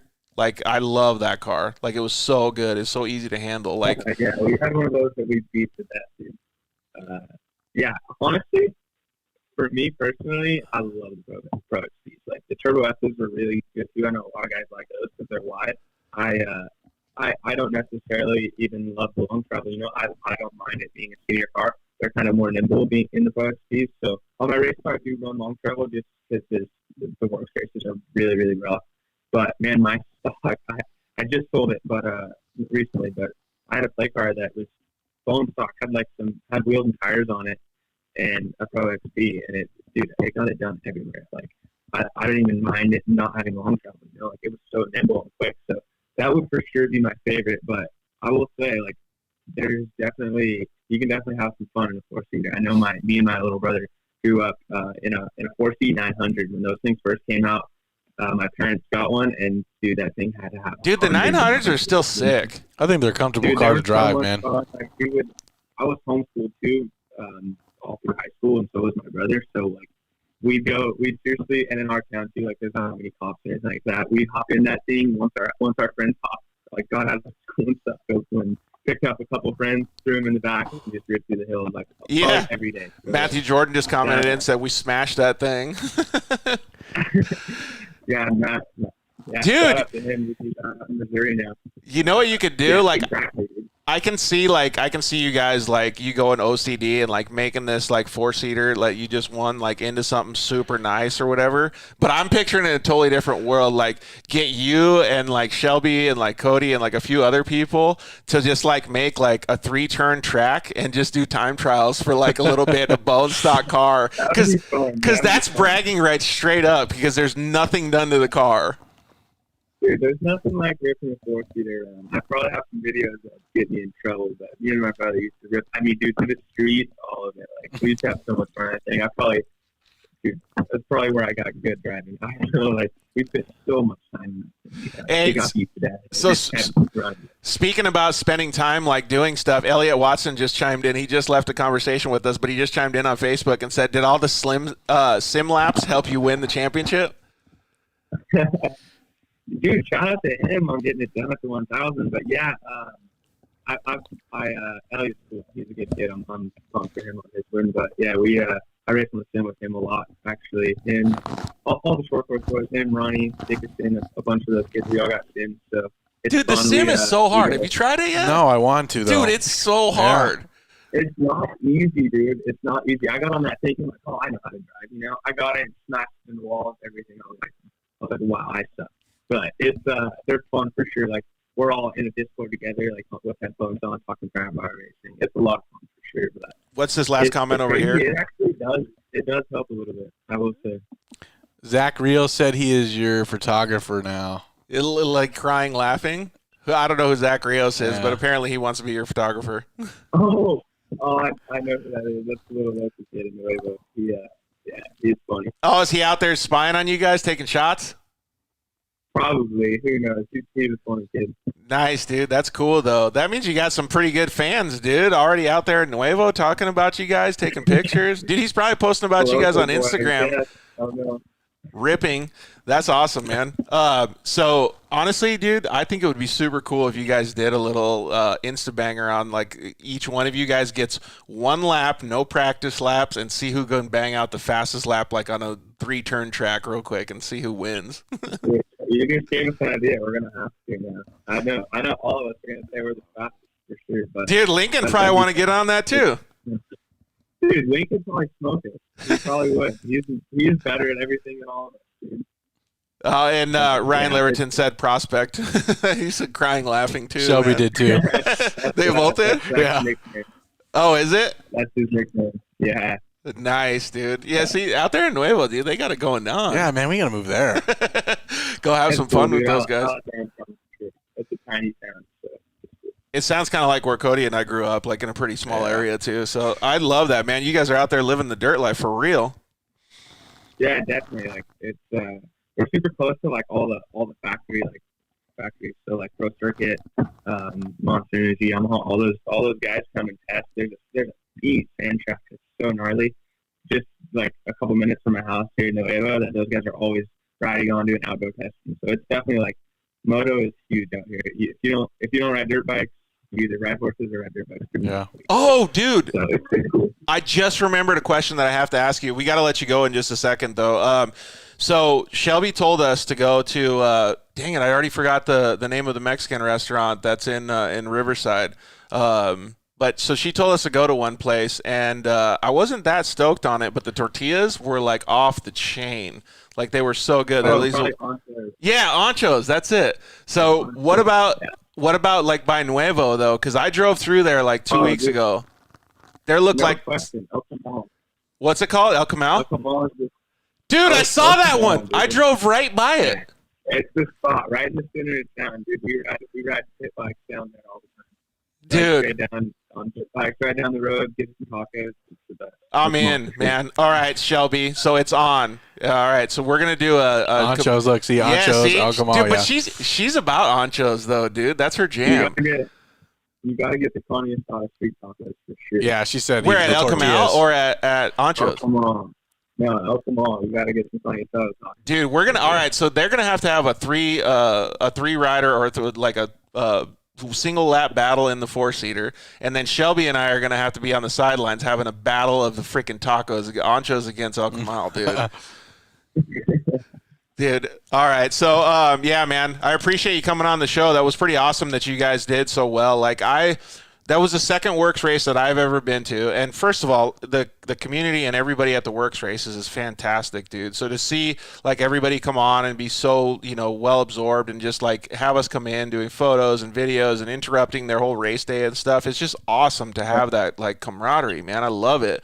And then to go out and see you do well and like to notice your driving skills and to be able to talk to people about you, and like it's awesome to see that these series are developing great driving talents like yourself.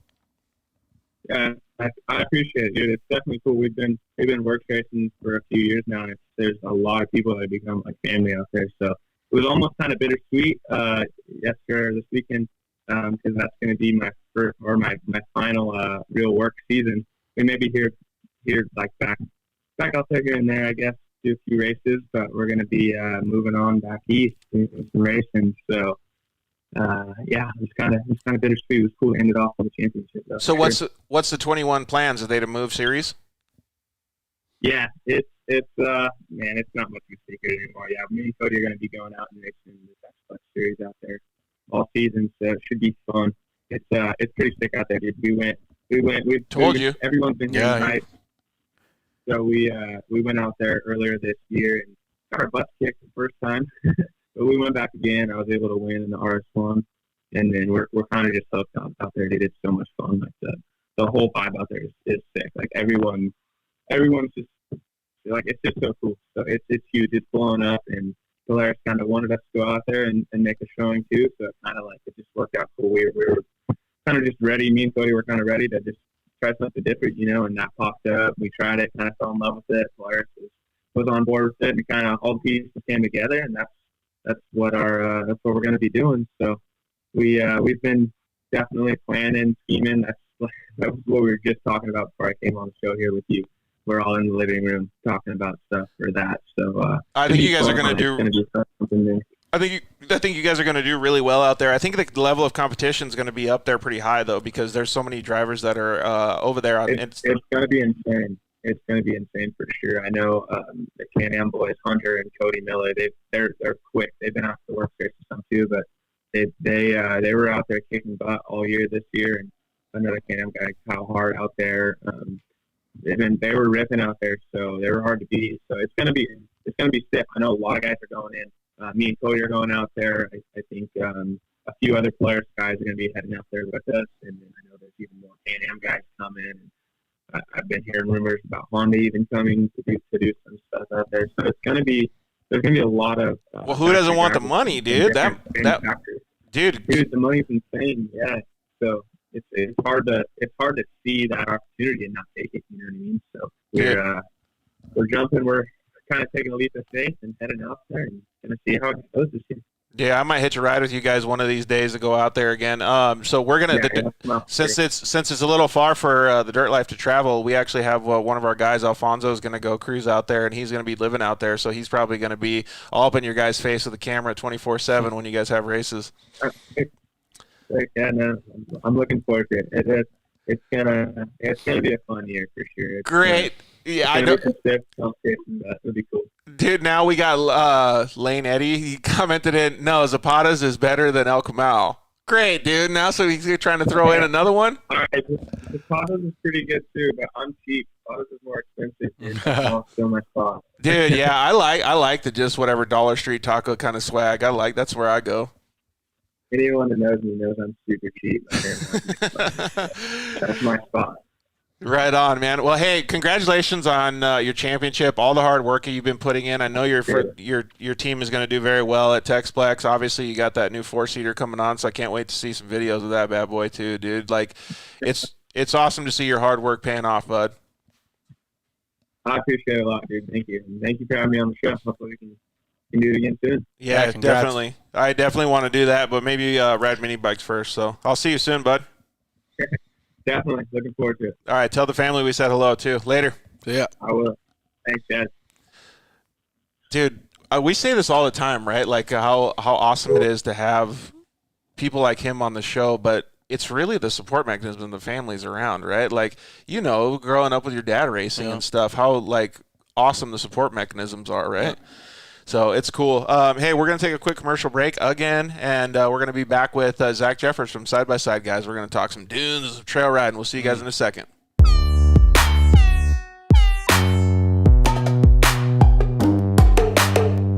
Hello, I'm Justin, the founder of Shock Therapy.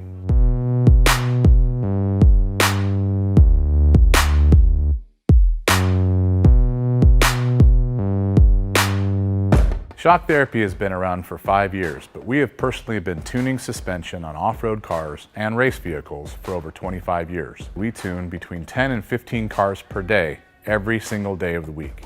Our concentration is tuning shock systems and supplying components that improve the ride quality of your car in many ways. Not only do we work on the average UTV, but we also tune suspension for race teams and professional drivers.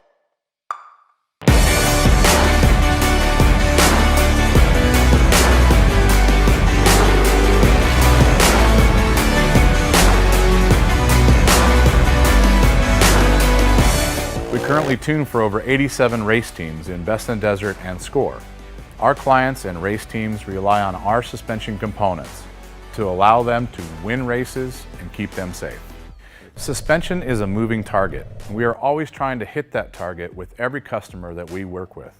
Each customer's needs can be different, and we tune our kits accordingly. Our research and development never stops. We improve our components every single day. As the industry evolves and improves, so do our parts and kits. As of right now, we have over 100 products for UTVs. So when you bring your car to us, you have the satisfaction of knowing that you have the most experience, the highest quality products, and the fact that your car is being tuned specifically to you.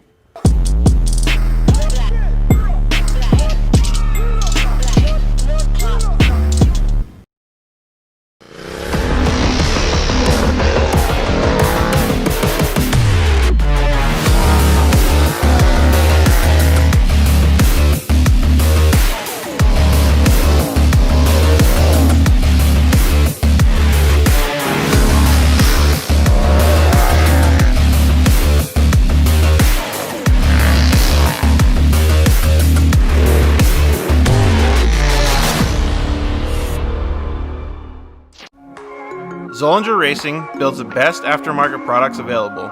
Products for your UTV or snowmobile, including billet radius rods, billet tie rods, billet steering knuckles, billet steering racks, alternator kits, and much more. All manufactured in the United States in-house at their headquarters in Nibley, Utah. Travis Zollinger and his team test in some of the most brutal conditions, racing in places like the Best in the Desert Mint 400, Ultra 4 King of the Hammers, UTV World Championships, and many more. Visit ZollingerRacingProducts.com and use the code DIRTLIFE to get 10% off your next purchase, and join us on social media at Zollinger Racing Products to see our products in action.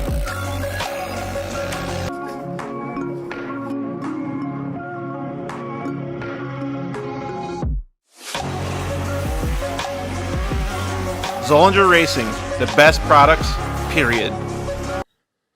Yeah, finally, we got Lance from Solderweld in the studio. Thanks for coming down, bud. Hey, why don't we just record a commercial now? Yeah, why not? So good to be here, man. It's been a lot. I'm trying to get down here forever, and I wanted to talk about the off-road kit. Dude, I love those things. I got it in my pack. Yeah, we're running hundreds of vehicles now running them, whether it's a UTV or some guy's got it in a backpack on his motocross. He's got everything he needs to make a fix right there on the fly, out on the trail, or in the desert, whatever it is. Well, since I've already used one, I kind of know what to use it for, but explain what it does. All right, so let's pull one out real quick. You've got your aluminum rods. Remember, they're rods, right? So, light torch, small torch, you can throw it in there or throw it on the rig with your flux. It decontaminates and cleans like let's say a radiator. You get a random rock chip runs through as you're racing. You get a rock chip in a radiator. You got to fix it right there, or you're out of the race. You can patch it up patch it up. It's all good to go. Yep, just like welding. Yeah. Also, as well with that, you've got a brake line fix. So with your flux, you can fix a brake line, stainless steel, And then your hot block, heat absorption putty. So it keeps you from getting burned, number one, as well as keeps the heat from traveling. So it's really, really nice. I've used this not even to fix anything, so that stuff works so good, man. Listen, it's easy. It straps in nicely so that you have everything you need in one little place, and you don't have to carry a big bag in it's the like a first truck. aid kit for your vehicle. Yeah, Chase trucks have it as well, so that if they need to make a fix on the fly, they can get it done and get it done quick and get you back in the race. Dude, those things are so cool. All right, so it's at Solderweld on Instagram, Facebook, and solderweld.com. Awesome. All right, thanks, bud. Appreciate it.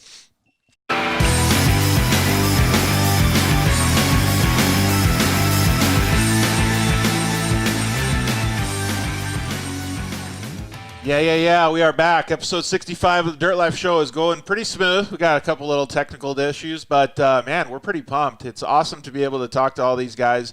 Well, they basically live in the dirt. That's why their Wi-Fi connections have been so bad tonight. But that's awesome because that's the way we grew up too. So now we are going to talk about some dunes, some trail riding. I will even talk about, like, we didn't have to ask Jeff about pre-running in Baja. I want to talk about that. So we got Zach from Side by Side Guys on. What's up, bud? What up, boys? How you doing? Going now. Oh, we're doing awesome, man. But we've talked about this a little bit before, like last show. We're not doing as awesome as you because we haven't been riding as much as you, dude. You've been doing some pretty badass trails and trips the last, 2 months?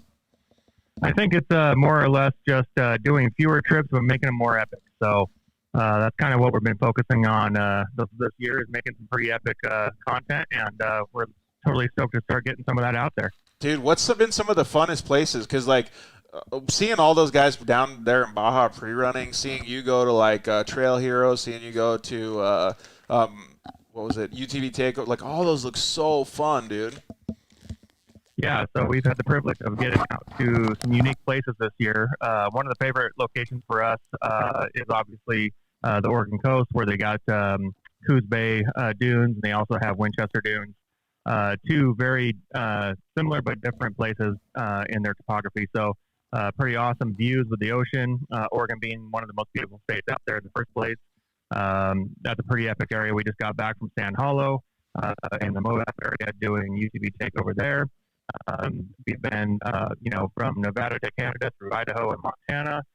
We've been through, Oregon to Canada through Washington. Just tons of places, epic views, epic rides, epic stories. Dude, it really looks like it's been so cool because all I've been able to do is see you guys on social media.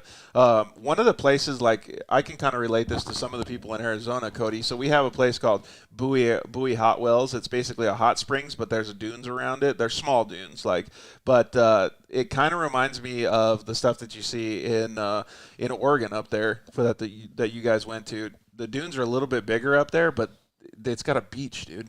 I know, that would be so nice. Have you seen it? Yeah, I know what you're talking about. It looks rad. Yeah, so Oregon's a pretty awesome place. The two main dunes, I mean, the whole coastline's full of dunes where there's different areas where you can ride, but the main two attractive areas are the Coos Bay dunes and the Winchester dunes.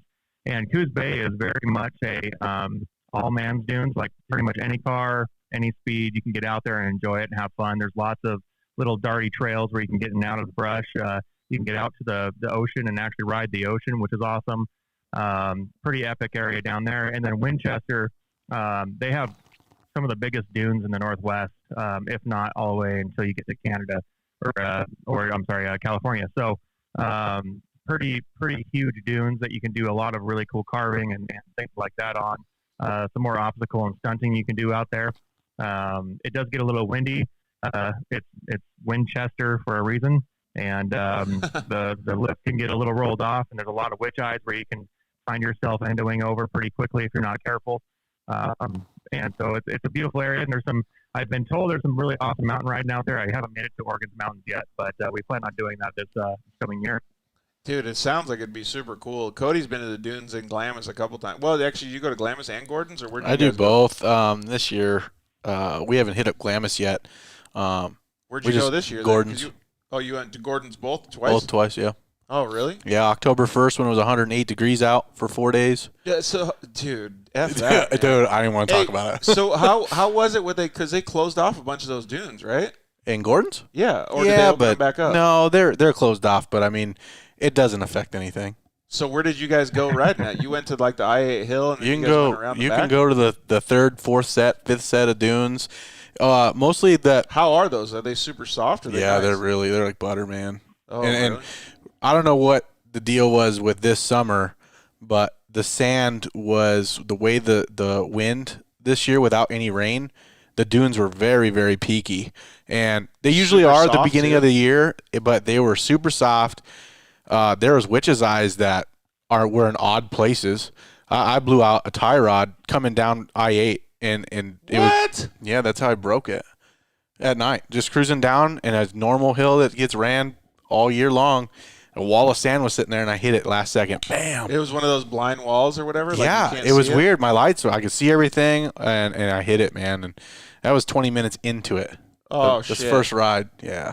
That sucks, man. Yeah, you really got to watch out for the obstacles out there. And I always tell everybody when you go out to dunes, they're an ever-changing beast. And if you don't speed on it, take it easy. I always tell the guys, just take it, go enjoy the scenery, and look for landmarks and look for lines. Try to find some cool lines to take down. And yeah, if you don't respect the dunes, they'll show you the same courtesy back. Yep. Yeah, absolutely. That's crazy. My dad, he hit one of those things on a quad like many years ago at the bottom of the same hill. It was on a whoop, dude. Dude, but he It went was over weird. the bars Yeah, hard. Like, dude, he got you- jacked up. It was like I hit a wall of sand, and that's all I saw.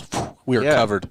Could you imagine on a quad and it just bucks you off the back? He got lucky. I know. Well, he hurt himself though. Yeah. He was hurt pretty good. But yeah, man, that's crazy. Not to talk about like accidents and stuff, but it's like Zach said though. Like you never know because that place that he goes is probably totally different than what we're used to. Yeah.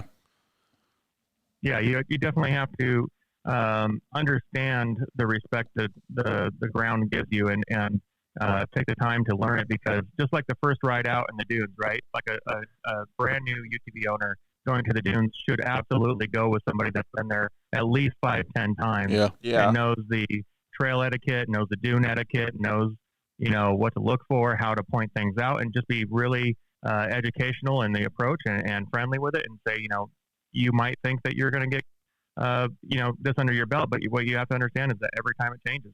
And you really definitely have to keep your eyes open. And when it's windy, you can't see the lifts of things. When it's rainy, you don't slide as much as you expect to, and you can bite and roll over. The ground itself changes depending on the weather and the amount of weather and a whole slew of conditions that you just don't know going into it without spending time to learn it and experience it. Yep. Well, speaking of that, then, so just learning and experiencing stuff, I would want to learn how to go to like Sand Hollow, Utah. That looked freaking awesome. Like, have you been there before, or was this the first time, Zach? Yeah, so this is my first time down into Utah. Have Yeah, you seen ever. that place, Cody? Yeah, it's pretty cool. It's 14 hours away from us. Oh, that's how far? I thought it was closer than that. No. Yeah, it was like 10 to 12 hours for us to get there. So, but the land there is just amazing. First of all, the red sand just blows your mind how awesome that is. And the sand that they have is very glassy. It doesn't like to hold itself up very much. So, the actual dune transitions change every time someone hits it. And that's something to take into consider there. It's a very heavy sand, but it's very glassy. And it'll roll itself down the dunes. And then you hit, you get a stretch of dunes, then you hit rocks, and then you're rock crawling. And then you hit a stretch of just gravel, and then you hit a stretch of sagebrush or something else. Like, it's a very cool place where you can get a lot of different experiences in one place. What's the best vehicle that you drove there? I didn't really drive a whole lot of vehicles there. I did get a chance to ride the Rock Blocks KRX, and that car was my first kind of out in the rocks experience with it. I've driven them before, but that car can roll over anything. I would say that if you're somebody living in the desert that likes to rock crawl and go through obstacles and things like that, the KRX is definitely a machine for you to consider. Have you ever seen one of those or driven one of those yet? Yeah, I've seen them at the dunes. I've seen them out at Bowie. How'd I've they seen do them. at the dunes? I mean, they're underpowered, but They for look cool, everybody though. that I've talked to, exactly what he just said. Like good suspension? It's just this car, like, we had a couple guys here that are hardcore rock crawlers here in this town, and, they were getting ready to change it up and go buy one. And the more I'm seeing them in the dirt and in the rocks, in the that type of terrain, I'm seeing the car is so well built. The frame looks so good compared to everyone else's. They're all double shear too, right? Yeah, I think they're double sheared. Yeah, so the construction of the KRX, the engineers definitely flexed a little bit on their experience and know-how of how to build an off-road vehicle. We give them a lot of crap about, just building these little Terexes and these little, what some of us power sports guys would call putt-putts, but they really know what they're doing and how to make a vehicle last a long time. And for 95% of power sport users out there that don't plan on racing or getting to the top of the biggest dunes or, all that kind of stuff, the KRX is a very capable machine. And it's built almost like a Cadillac where there may be faster, tighter, stiffer cars out there, but you can jump in a KRX and you feel right at home right away. Plenty of room in the cabin. The steering is like a feather. You can steer those things to the rocks with your finger. It's a pretty amazing car. Yeah. That sounds pretty cool, man. I haven't yet to drive a KRX. Yeah, either have I. But I get good feedback, like what you guys are saying. Like we were supposed to have them last year for one of our dealers here in town. They were going to come out for the the Camp Out the Ramp Out event I put on every year. And they was going to bring 4 of them out for other people to drive. They weren't able to do it? Well, because COVID just hit, yeah. So I talked to, Jeremy McGrath and Maxis Mike are good buddies. So they were telling me about the Maxis, rig and stuff like that. He was telling me it's sweet. And he's got one, doesn't he? McGrath's got one. Yeah, McGrath's got one. And Mike has his set up pretty much the same way. So, it's pretty cool to see those things, man. I don't know. I guess since they're underpowered and they're a CVT, they're probably, disappointing some people. But when you talk about, I'll tell you what, though, the clutch system on that car is so well built. The fact that it comes from the factory with bracing and everything on the clutches is a huge step towards reliability. And the power band is really unique. It's almost like a rubber band where it just kind of slowly just takes off and all of a sudden, you're on your way going. But for the power sport minded guys, they're definitely a little bit lacking. And I can't wait for them to bring the supercharger over from their street bikes. That would be an amazing machine straight from the factory. Yeah, I heard that. I heard they're doing that. That would be super cool. So I got maybe not super inside scoop, but the guys over at Graves Motorsports are some of my good friends because they helped with the Yamaha program so much.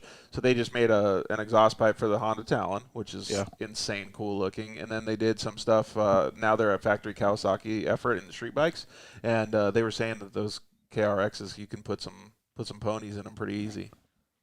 There's some tuners out there in the KRX forums that are doing a lot of really cool things and taking down the limiters and increasing the power ramps and all that kind of stuff, and they can definitely change the feel of the machine. So if the power is really kind of holding you back, but you're not scared of investing a little bit of time and money into the machine to make it what you want, there's definitely some options out there, and HCR has a pretty badass long travel kit for it. Which the stock kit that comes on it's pretty well out. But if you want to get wider, do bigger, higher clearance, all that kind of stuff, there's options out there, and some pretty awesome exhaust, even quieter exhaust, even though it's from the factory, pretty quiet. There's some loud exhaust. There's a lot of options. Dude, so everybody, and talking about the exhaust stuff. So, this weekend, Kyle Cheney was at the WORCS races, and there's a million racers out there that have straight pipes and all this stuff because, it's louder, cooler, right? But Kyle Cheney's car, it was a Can-Am, and it sounded like it was fully electric. It was cruising around the track, nothing. You could barely even hear it. You could hear the tires squeal in the dirt more than you could the exhaust. I was like, dude, that's where I'm Yeah, I like that too. Don't buzz your head, nothing. Super quiet. Yeah, the thing that I normally tell guys is if you go to the races and you're observing the racers going by, the loudest ones out there are usually the newest guys. So there's a lot that goes into a performance engine, and one of that is your backflow pressure, your exhaust system, all that kind of stuff. And unless you really understand that and have a lot of experience into the machine, you're not going to usually understand that a straight pipe's the right answer. Yeah, 100%. I couldn't agree with that more. Hey, so I was watching all this stuff in Baja, because those are my guys, right? I want to see who wins. I want to help the Matlocks. I want to help everybody that's down there, Craig Scanlon. And honestly, man, I said it last year, but I want to go down there and pre-run so bad, man. It looks like it's so much fun. What do you guys think? Yeah, we've always talked about wanting to go to the Baja and maybe assist the pit crew or experience experience the whole experience down there besides just watching. And the one thing I keep going back to in the back of my head, though, is when you pre-run before the event, you're just testing the track before that and getting all the booby traps out of the way. So that always scares me a little bit, too. What do you think? Would you want to do it or no? Yeah, there's a guy here in town that goes every year. You actually know him, Jerry. Yeah. For Centerline. He goes, you have to get invited to these things. So supposedly it's like a big deal once a year. Well, we talked about it this upcoming year. I'll be riding with somebody else, and then we'll get to trade back and forth with their Polaris. Ooh, that'd be kind of cool. So we've been talking about that. So I thought about, okay, well, that might be cool. It's still warm, though. That's the problem. Yeah. So when do they go down and do that? Should be about probably like we talked about. I think 4 months ago. Okay, 3 months so ago. they do like their own Baja like cruise. Yeah, kind but of you thing. have to have an invite for this thing. Yeah, I think that's the way most of those dudes do it. I was talking about just like pre-running with the race teams and stuff, but like those trail rides or those scheduled like long rides. Where they do kind of that same, they jump on the race course, they go to the beach, they go to all the hot spots. Like that would be super fun too. Yeah, those industry groups definitely know all the great places to stop and where to take your time and enjoy versus stopping at every little thing. So that's the biggest thing, just like everything else, the dunes and everything. Just going with somebody that knows what they're talking about, that's done it a few times, that knows the topography and the culture and the best taco stands and all that kind of stuff. That's really kind of what you have to rely on in somebody else's knowledge. All right, so if we're talking about all these different places, like the Oregon Dunes, like Sand Hollow, like all these different places, you've been actually to some different places even other than those, Zach. Like for us guys down here in Arizona that are like solidified on all the trails we go to, and we go to Glamis and stuff, what's some of the most epic stuff that we can go to? Well, I'm north here most of the time, and we have a lot of trees, we have a lot of mountain ranges, things like that, rivers, lakes that are just epic views, beyond belief. So, some of the most epic views you can have are traveling north through Washington and seeing the Rockies and all that kind of stuff along the way.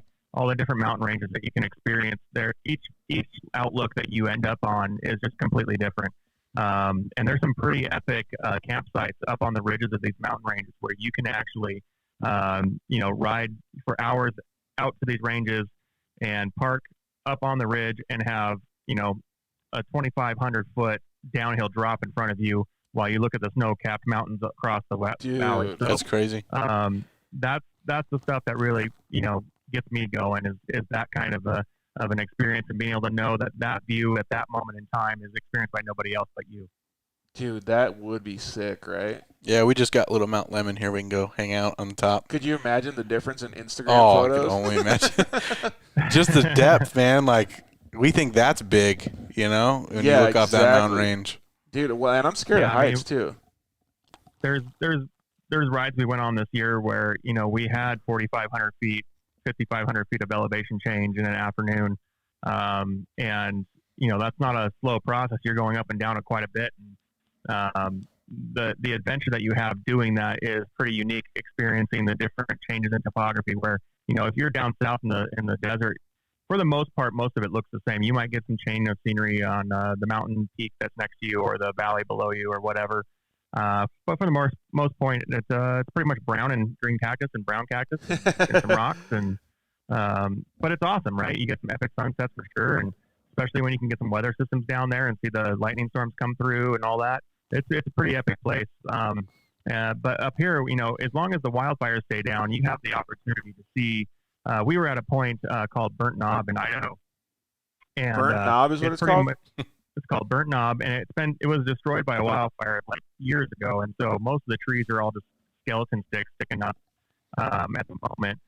But when we got to that peak, you can pretty much see from that peak Nevada, obviously Idaho that you're in, Montana, Washington, and Canada, all from that peak. Dude, so, that's crazy. That? Yeah, that's wild. I didn't even know that was possible. And then right in front of you is a drop, 3,000 feet down to a lake. Dude, that's bananas. I thought I was living it up when I passed by the Arizona, Nevada, California border this weekend, dude. Talk about next level. Dude, that's crazy. Yeah, so it's, we call it kind of like a God's country type thing up here. there's a lot of things that we have to put up with to put up with politics and things like that up here to live out here. But and you guys are bananas because it's so freaking cold up there, dude. We would never be able to survive that cold. No, man. There's no way. I like Arizona cold, but that's it, man. That's like putting a rattlesnake in ice, dude. Like, it doesn't happen. It don't work out. We had an inch of snow this morning that melted off, and then we had snow later this afternoon. So it happens. It is what it is. It gets gray for half the year. We were hell no. We were like 75, 80, just loving it. It's supposed to drop this week for a little bit, but we'll see. Dude, yeah. That's why you drive to Sand Hollow and all those other different places, right? You can travel, for a day or two and get to where you want to be. Yeah, I mean, we got the Cinders. Have you ever been to Flagstaff Cinders before? I haven't driven out there, but as a young person, I had. That's where I saw my first snow was Flagstaff, actually. Yeah. Growing up, I grew up in Yuma, Arizona, down on the border there, and I remember going to Flagstaff for my first snow and sledding off the deck of the hotel onto a hillside and all that kind of stuff. But I haven't been back there since, and I'd love to go experience Flagstaff. I know it's one of the most beautiful spots of the area. Well, they have Cinders OHV, and it's all trees, the pine trees, and then they have the ground is lava rock that was put out there. Right. But it's like dune sand, kind of almost. Yeah, but it's a very different feeling. It doesn't grab at all. It doesn't. People run paddles out there too. I mean, it's so crazy.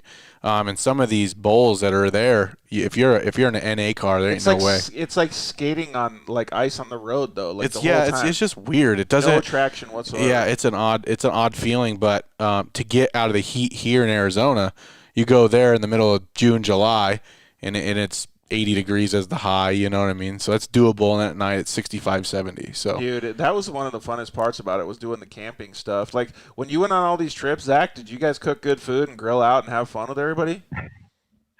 That was kind of a weird situation and a different approach between the different guys that went on the trip. For me and my buddy Ian that run the podcast, our approach was as light as possible, as efficient as possible on our cars.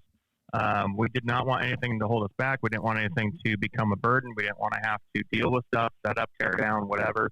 But we had some Navy SEALs come with us, and they had Can-Am Maxes, and those things were loaded to the tilt with coolers, Yeti chairs, and stoves and steaks, and all sorts of good stuff. And they lived like kings on the trip. But they were running with a limo, and they had plenty of room to put that stuff. And we were running 2-seaters and kind of had to make do with what we had as far as space goes. So you think about loading your car down too heavy as well, affecting your gas mileage and your handling characteristics and all that. So there's a lot of different approaches to it, and if you play it right, you can have a really good time enjoying the food and camaraderie around the campfire for sure.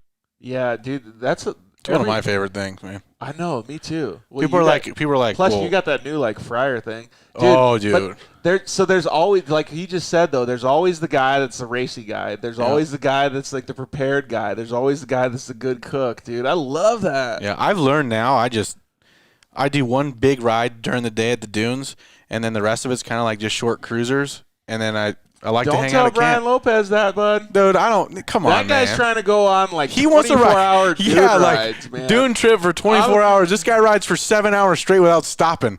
It's like, dude, what are you doing? I don't think he listens to the show that much, so I might get away with saying this, but I might also get some backlash. I'm to the point where I'm like, I don't know if I can go on a dune trip with you, bud, because that's why we don't go together. Way too hard. We don't anymore. If I see him, I meet him there. I don't want any part of that, dude. I'm there to relax. Sounds like my kind of guy. He's riding though, like some of the rides that he goes on are like 3, 4, 5 hour long rides, dude. And I'm like, I can't sit there for that long, dude. Like I got to stop and take a break. The last dune ride that we went on was so long, I had to open the doors in the Yamaha because I was getting too hot inside. Yeah. And I don't even have a windshield. We definitely had those experiences where the cars definitely get hot, and you stop for the machine on the machine's sake to help it survive, let alone your ability to push through. So. His machine's built for endurance. He's built for endurance. Everything about his program is built for endurance. I dig it. Yeah, that's cool though. I still like. So you guys get so many different people though. Like you got the cook guy, you got the endurance guy, everybody. Man, it's super super neat to see all that stuff. Like one of these days, you and I are gonna have to. All of us have to link up and go have some fun.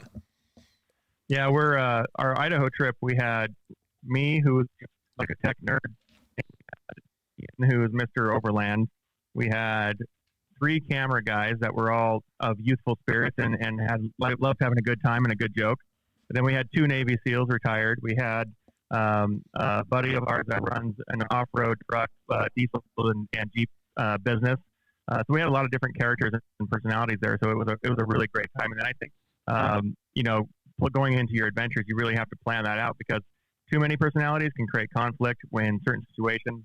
But if you're just going out for, a few days, a couple days, whatever, the more people, the merrier, the more fun you can have. So unless you're riding in dust like we were for 24/7, for a week straight, that was pretty brutal. A trail that long of cars was pretty brutal. Yeah.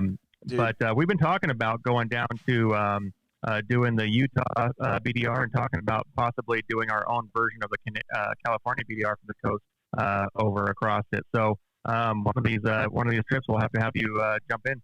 Ooh, that would be kind of cool, man. I'd be stoked on that. The California one would actually be super easy. That eventually, at some point, we can accomplish a BDR from Mexico to Canada. And whoa, so, that would be a pretty epic trip. That sounds like Brian Lopez needs to get home with him. Dude, yeah, Brian Lopez would be like your best friend. Yeah, dude. Just driving and driving and driving. No, I would be stoked on something like that, though. It's hard to see, like, to get groups like that together. Like, that's my whole thing is, like, what I keep talking about is, like, when you have all these fun, like, trips planned and stuff, you always have the guys that are different. Every single dude has a different personality on, like, what a good ride is and what a bad ride is, right? I was so surprised when we did that huge Yamaha ride, 4 years ago or something in Glamis, that we had, like, 40-something people on the ride. And everybody was like, dude, that was the best ride ever. Like, there wasn't, like, because you usually get the guy that's like, nah, man, I've been on way better rides than that. Dude, your guys' ride sucks. Like, or we were ripping the big bowls, man, and, like, it was so good. So everybody had, like, the best day that day, too. It was pretty fun. And they all had the same machine. Dude, and we got to eat badass food when we got back, too. We did. I love those rides, man. The biggest thing is just giving yourself the time to have the fun versus stressing to get through to a checkpoint or to get, something accomplished. If you can just have somebody that knows exactly how the line's going to run and know exactly how to push it for the group and make sure everybody's on the same page, you're communicating the right way, that everyone has the same expectation, that's usually where you win. And that's what it sounds like you guys had. Yeah, it definitely. Bro, Brent Bryan's done a bunch of good rides like that too. Would you usually lead when you guys go out? Mm-hmm. Yeah, I mean, in my group, I mean, we go with another group, and they have their leader, and sometimes they'll switch or whatever. And how many guys you usually have cruising? 15. Yeah, usually that's 10, a good 15. amount, dude. It's hard because the more you get, if not everybody's on the same level, you're constantly stopping and waiting. So what do you usually do for the beginners? You're just like, hey, we'll do this. This is where we're gonna go. Yeah, I usually try to give them a heads up, and I like leading those guys, and the reason why is because my wife gets car sick really fast. Mm-hmm. So it's more of the fact that I've been going to dunes my whole life. Right. All right. So I'll give that 1 or 2 days to the new people to get them excited and relaxed and go, it's okay, or they've had a really bad experience with other people that they've gone with. And I've never had anything bad said about me at the way I lead.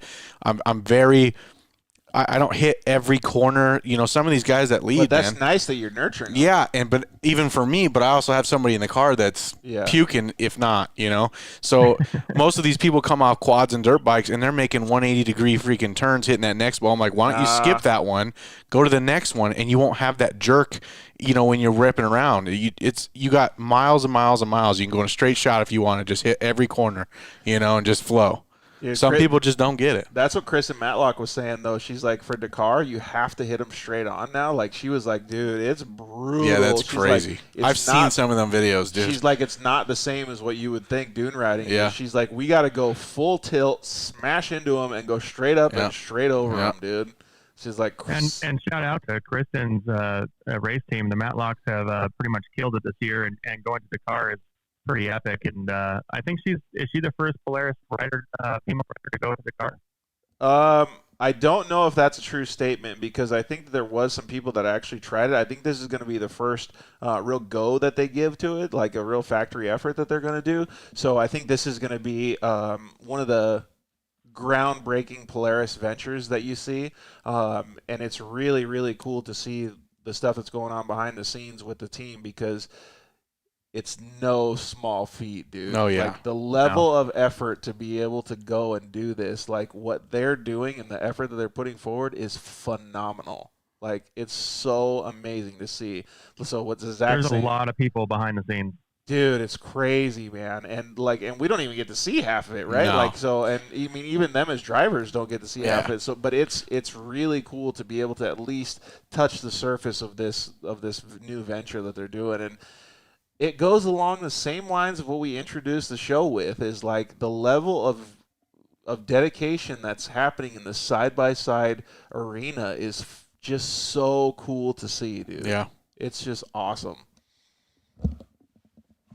Yeah, there's definitely a lot of work that goes into those machines just before they even leave the factory racing program, right? And then you have to train, and then you have to observe, and then you have to review, then you have to take notes, and then you got to go through your whole program. Like, then the Dakar racing system is a whole, like you said, a different animal altogether from anything else that they've raced, and the topography changes and the way you approach it. So, hats off to that program stepping up to the plate this year and trying to make things happen. Yeah, and even the little small things that people don't see behind the scenes, like Kristen called us last week, and when we were on the show, and she had hurt her wrist, like she had gotten in a unfortunate little wreck, and like she was like getting a chiropractor to help her so she could just make this race, and like there's things that happen behind the scenes that people will never see, like with Craig and with Kristen and with Wayne and all that stuff. Like they have to fight like normal people. They're not just these people that go out and just have these like phenomenal things happen. Like they're really, really putting in work for their body,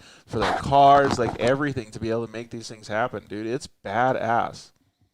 And the thing that people don't realize is that these racers, these drivers, and their co-drivers and anyone that can possibly be in the driver's seat, they're athletes. Like they train every day. They work out every day. They have an eating regimen. They have, they're on it just like a bodybuilder would be. And you look at Kristen, if she flexes her guns, you better watch out, man. She's a tough cookie. So there's a whole bunch of these racers that just have a next level workout regimen to make sure that they can endure just as long as those cars can. Yep, exactly. Hey, bike rides with Craig Scanlon, they never hurt, right?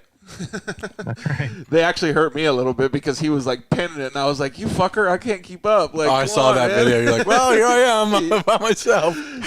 So, we had John Nix comment in. Was Corbin already on? Yeah, he was, man. But you can catch the shows live Monday night, 6 p.m., or you can catch them on YouTube afterwards. After they're done, they'll be live on YouTube, and you can also catch them on iTunes and anytime you want, dude. So feel free to hang out and watch those anytime. And if you want some other content too, you can always check out the Side by Side guys. Zach's got a fantastic podcast that him and Ian do. Does Ian do it every single time with you, or do you guys do it separate too? For the most part, he wasn't able to do it this last time around. We interviewed Bud from UTV Utah. That they're battling some politics around Moab, trying to shut things down, and he wasn't able to. He was with his family. He has a son he takes care of that is autistic and just wasn't working out schedule wise with him. So he wasn't able to. Every once in a while, he misses one, but it's usually almost every time. That was probably something that Cody would like to listen to, because Cody's a huge advocate of making sure you clean up your trash, all that stuff. Like when you get like BLM shutting shit down, like Cody is not okay with me, man. Yeah, dude. Not okay at all. So like it would be cool to see if all those guys could team up, like do some sort of big deal where it's like, give back, man, quit fucking stuff up for us. Yeah. It's pretty neat to be able to see. It really comes down to the community wanting to keep what they have and not living just for the moment, but living for the long term. And there's a lot of guys that are out a partier, and the only thing they're looking for is that one story for the weekend, and then they're out, right? Yeah. And so we can all have a good time. We can all have a party. We can all throw a good campfire. We can do some pretty cool stuff, but it's our responsibility to make sure that we can keep doing it and that others can keep doing it around us. Dude, 100%. And to go along with that, man, like I appreciate all the stuff that you guys are doing too. So before we sign off with you, Zach, because it's getting a little late over here in Arizona, but you guys have some pretty cool stuff coming up. You and I have talked over the past week or so. We're going to do a couple cool things for both of our audiences, actually. And so anybody that's listening right now, we're going to do a KMC wheel giveaway. Ryan over at KMC Wheels said that he wanted to do that. So Zach's going to be posting some stuff up about that. So the Dirt Life and Side by Side guys are teaming up to hook people up, man. So it'll be awesome to see that. But even beyond that, Cody, you can actually help share this too with some of your guys, people that are doing the giveaways for Christmas and stuff. He's going to have a full UTV buyer's guide that he's putting out. So all kinds of cool products, man. Oh, yeah, here we go. There we go. There we go. I got the right hat on now. Santa Zach. So, yeah, we're going to be doing a buyer's guide and a gift guide. So in our next podcast, we're going to be recording it tomorrow night. And we're going to be going over some of our personal picks for maybe the gift-buying minded person out there that's looking for something to buy their UTV-loving partners. And we did it last year, and it really took off. And this year, we're going to do both the gift-buying guide and a sales guide. So we have a page coming out Wednesday along with the podcast, and we have, I think, over 120 sales in 12 different categories that we're going to be posting. So damn, it's a pretty good resource for all of us out there to jump on board and if we're looking to buy stuff, save some money and support some local business. The nice thing about it is that it's going to be a working document. I'll keep it updated. I'll keep if you guys have businesses out there and you want to be on it, just send it, DM it to me, and I'll put it on the page and share it. It was kind of like one of those things back when I was a kid.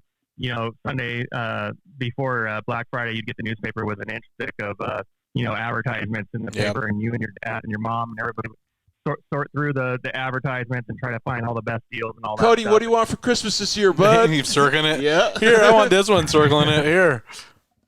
So that's kind of what I'm doing is I'm bringing that to the off-road community as a way for us to join together and experience all the best deals and buy what we need to know where to buy it. Yeah, dude, when he told me that he was doing that, I was on the road and I was like, Jesus, this guy's a genius. Yeah, this smart. is so cool. But it's perfect for everybody, though, because, it really benefits everyone. And that's the reason why I wanted to share it with everybody was because, and we're going to do it on the Dirt Life. We're going to try to see if we can guide people to, he's helping everybody. It's awesome, dude. Yeah, this is a non-paid for. This is a non-sponsored thing. This is literally a community service. Like I tell everybody else, I make the content that I want to see, and I'm making a tool that I would use, right? So basically, I would love to not have to like and follow every single company out there just to know what their specials are and get spammed every day. This is a way for us to communicate where to go and where to buy. And dude, that's right up your alley. Yeah. That's to share with your community. Yeah. Cody has a pretty good following on Facebook that he has a 520 Side by Side group that he helps out. And this is exactly what those guys would dig, dude. Oh, yeah. Be big. It would be perfect. Yeah. Man. So again, non-sponsored, no one pays to be on it. No one is getting preferential treatment, any of that stuff. It's literally everybody's deals in one place for you to find the link to get there. This Dude, that's pretty cool. Man. Yeah. So, well, thank you for putting all that stuff together, dude. It's not easy to assemble something like that either, and especially with handling all the people that you're communicating with. That's a pretty big deal. A lot of work, dude. Well, you know all about that work, man. You put in a lot of work to a lot of the events that you've done too. So, so check that out. So, when are you gonna have that up? So we're recording the podcast tomorrow night. So if you have anything special as a business that you want to include, send it to me before tomorrow night. And then the podcast and the webpage with all the details and links will show up midnight, Wednesday morning. And there are some deals that we can't publish until, Cyber Monday or the day that they launch or whatever. So that page will get updates, throughout the week. And you can kind of keep poking back in there to see if there's anything that's changed for your maybe category suspension or audio or whatever that you're looking for. It'll be a great time. And if there's a big change to it, we'll push it out on social and make sure everyone knows about it. All right. So check out at Side by Side Guys on Instagram. You could probably get more information, but where does the page live? So the page will be on our website, sidebysideguys.com, and it will be promoted on all of our social media to get you there as well. And for any Facebook groups that'll let us, we'll push it there too. Okay, cool, man. Well, we'll definitely share it on the Dirt Life too. So we don't have 1 million followers or anything, but it'll be cool just to give people some updates and stuff. So share it with us, and then we'll share it with our guys too.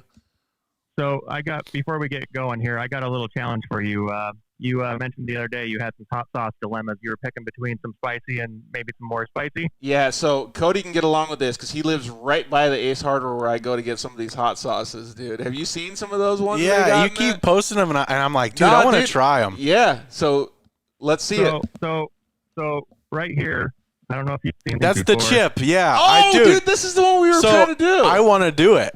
I do. Have you already done it? You're going to die. So I have 3 of them. Oh, dude, those aren't cheap. Those are not cheap. Those Paqui one chip challenge are really expensive. That's $8 a box for 1 chip.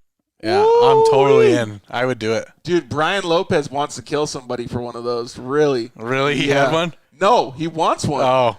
Yeah, I keep seeing people get them. He doesn't think I could do it. Oh, yeah. Are you serious, dude? That's what he said. He doesn't think I could do it. I'll do it with you. So my challenge is who would step up to do that live on the YouTube with me? All right. Okay. All right. Well, I think I just got sick that day. Dude, I don't know. That's though. pretty. Because I don't know what I'm getting involved in. I had a buddy do it, and he did a video on it, and he goes, "You know what?" And he's from the South, man. He ate it, and bam, and he's like, "Oh yeah, that's pretty good." And I don't know. A little bit longer. He's like, "Okay, that motherfucker's hot." Do we have any time to back out just in case, or do I have to commit now? Well, we'll leave it to the listeners to beat you into submission on it. But I'll let that one linger a little bit. And I'll leave that challenge open to anyone else that wants to partake with us. We can maybe do a multi-way Zoom call and have everybody do it at once. Dude, I feel like we should get so we're to we got to get at least one industry guy that's like in there to do it, man. Maybe a racer. Ooh, yeah, that might be a good idea. I don't want to we got to get somebody that's not like super hot sauce guy, because I feel like I could handle stuff, but this one has always scared me. It's really, honestly. Really? Yeah. Dude, I saw that one guy, Catfish Cooley. He almost died. Yeah. He's a badass.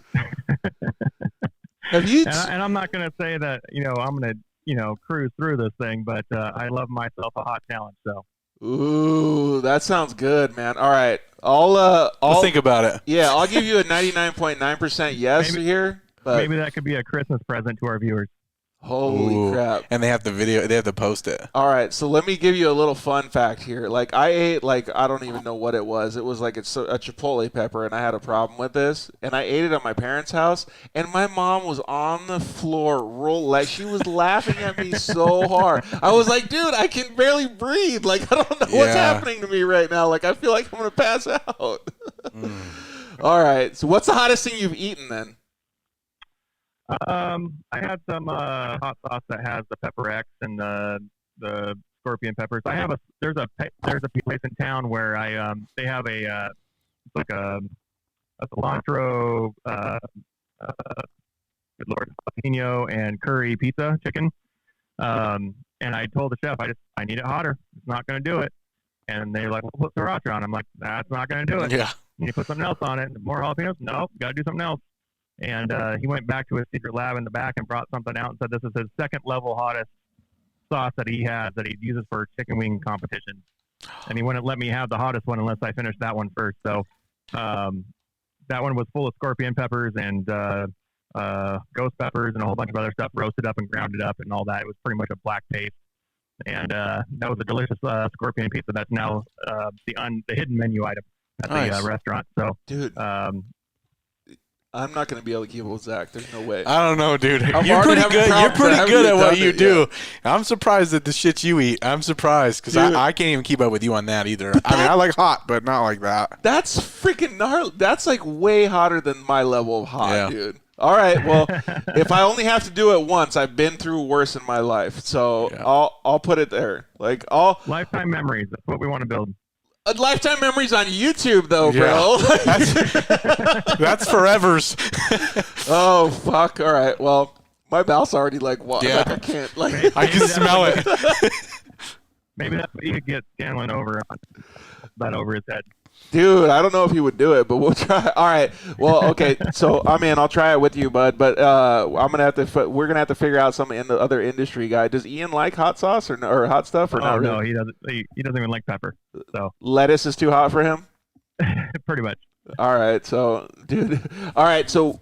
Can we split the chip? Like, could I give half to Cody and half to me? Like, does that how it work? You can't do that. What's the rules here? Like, you got to. Maybe we should just put money on it, and then half the chip is half the money. So. Oh, dude. $4, I'm in. if we're putting money in, then Craig is definitely gonna want to get in on this, but he's gonna fuck us up, dude. Yeah. He's gonna be like, nope, I'm taking. You guys got to do the whole chip. So, all right, well, we'll figure it out, man. But that sounds like a really good idea. Woo-wee. All right, sounds good to me. All right, homie. Well, hey, thanks for joining us tonight. We really appreciate you staying up late with us.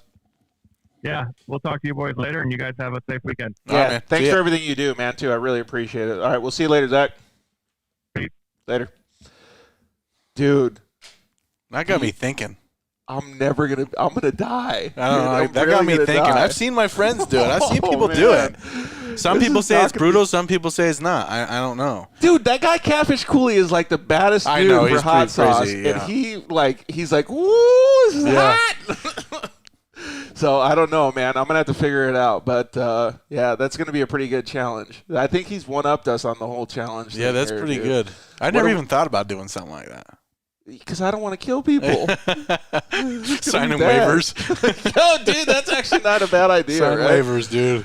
Well, thank you very much, Zach Jeffers from Side by Side Guys, for joining us, dude. And I'm already getting all hot, dude, thinking about this. All right, well, we had a really good time. Thanks for Cody for coming in, man. I really appreciate it. The whole sciatica thing, you were a trooper tonight. I know you got to get out of here. I know. Thanks for coming over and being a part of this show with us again. It's awesome to have you, bud. All right, so one question for you before we leave. What's that? 3-wheeler or quad? 3-wheeler. 3-wheeler all day? Now, 3-wheeler. Now 3-wheeler. Back then, I mean, that's what I wrote all of them, but I really want another one. We've been trying to find one, man. They're so hard to get. Uggs or Crocs? Come on, dude. Honks all day. All right. Well, thank you guys very much for hanging out with us tonight on the Dirt Life Show. We really appreciate it. Thank you very much to the Honda guys for coming in and hanging out. They did a really, really good job at Baja. So thank you very much to Jeff Proctor and Eliott Watson for joining us. Obviously, congratulations to their whole team. It was super, super good. And thank you very much to Corbin for calling in, too. Corbin Leaverton is a badass up-and-coming side-by-side racer, and he's got a very, very good future ahead of him. He's got a good program with the Bradburys over there and all the stuff that they're doing. It's going to be really cool to maybe one of these days hang out with those guys and do some side-by-side riding. So Ian Blongren commented in and said, Ian hates hot stuff. All right. Oh, unless it looks good in a two-piece. I don't know that chip, man. I don't know. Can I dump in some salsa, too? Like... our local salsa place where the salsa's really good. That's why I asked him if we could split the chip into two, because I think, honestly, I wouldn't feel as bad if it killed both of us. So I don't know. This one chip Paqui challenge, I've seen it take some serious dudes down. Yeah. So maybe it's something that does need to happen. I don't know. If I'm fronting on these tacos all the time, people are going to really get on my case if I don't do it. Well, they should just make a taco show out of that. Call it a day. This thing is already stressing me out, dude. I don't know. All right. So, and thank you very much, Cody, for coming in. We want to thank all of our sponsors. We really appreciate them. We ran a bunch of sponsors commercials tonight for everybody, but thank you very much to the guys over at Shock Therapy. Thank you guys at the KMC Wheels. Thank you, EFX Tires. Thank you, Zollinger Racing Products. Obviously, thank you, Cryo Heat and Solder Weld. Everybody has been so fantastic for keeping us alive and supporting the show, and thank you all. For tuning in and listening to the show. We really, really appreciate it. You guys are our lifeblood, like I've always said. Next week's show is going to be one for the books, dude. Yeah, man. Congratulations on the keep running of this show. I really appreciate it. It's come far, man. It's come really far. You helped me set it up, man, so I really appreciate all that stuff, It's come far, man. So next week's show, dude, listen to who's going to be on. Rob McCachran, one of the all-time best off-road drivers on the planet, man. He is the OG. So we're going to be going to his domain. We're going to go to his shop. We'll do a little shop tour with him. We're going to have some fun, hang out. it's going to be awesome. And his son is already kicking butt too, man. He was ripping at the WORCS races. So we can't wait to talk with you guys, with Rob. So line up all your questions. Have some fun with us next Monday when we're going to be at Rob McCachran's shop. Thanks, Cody. All right, man. Really appreciate it, homie. Good to see everybody. Good to hear from people. We love you guys. See ya. Good night. Thanks for listening to The Dirt Life Show.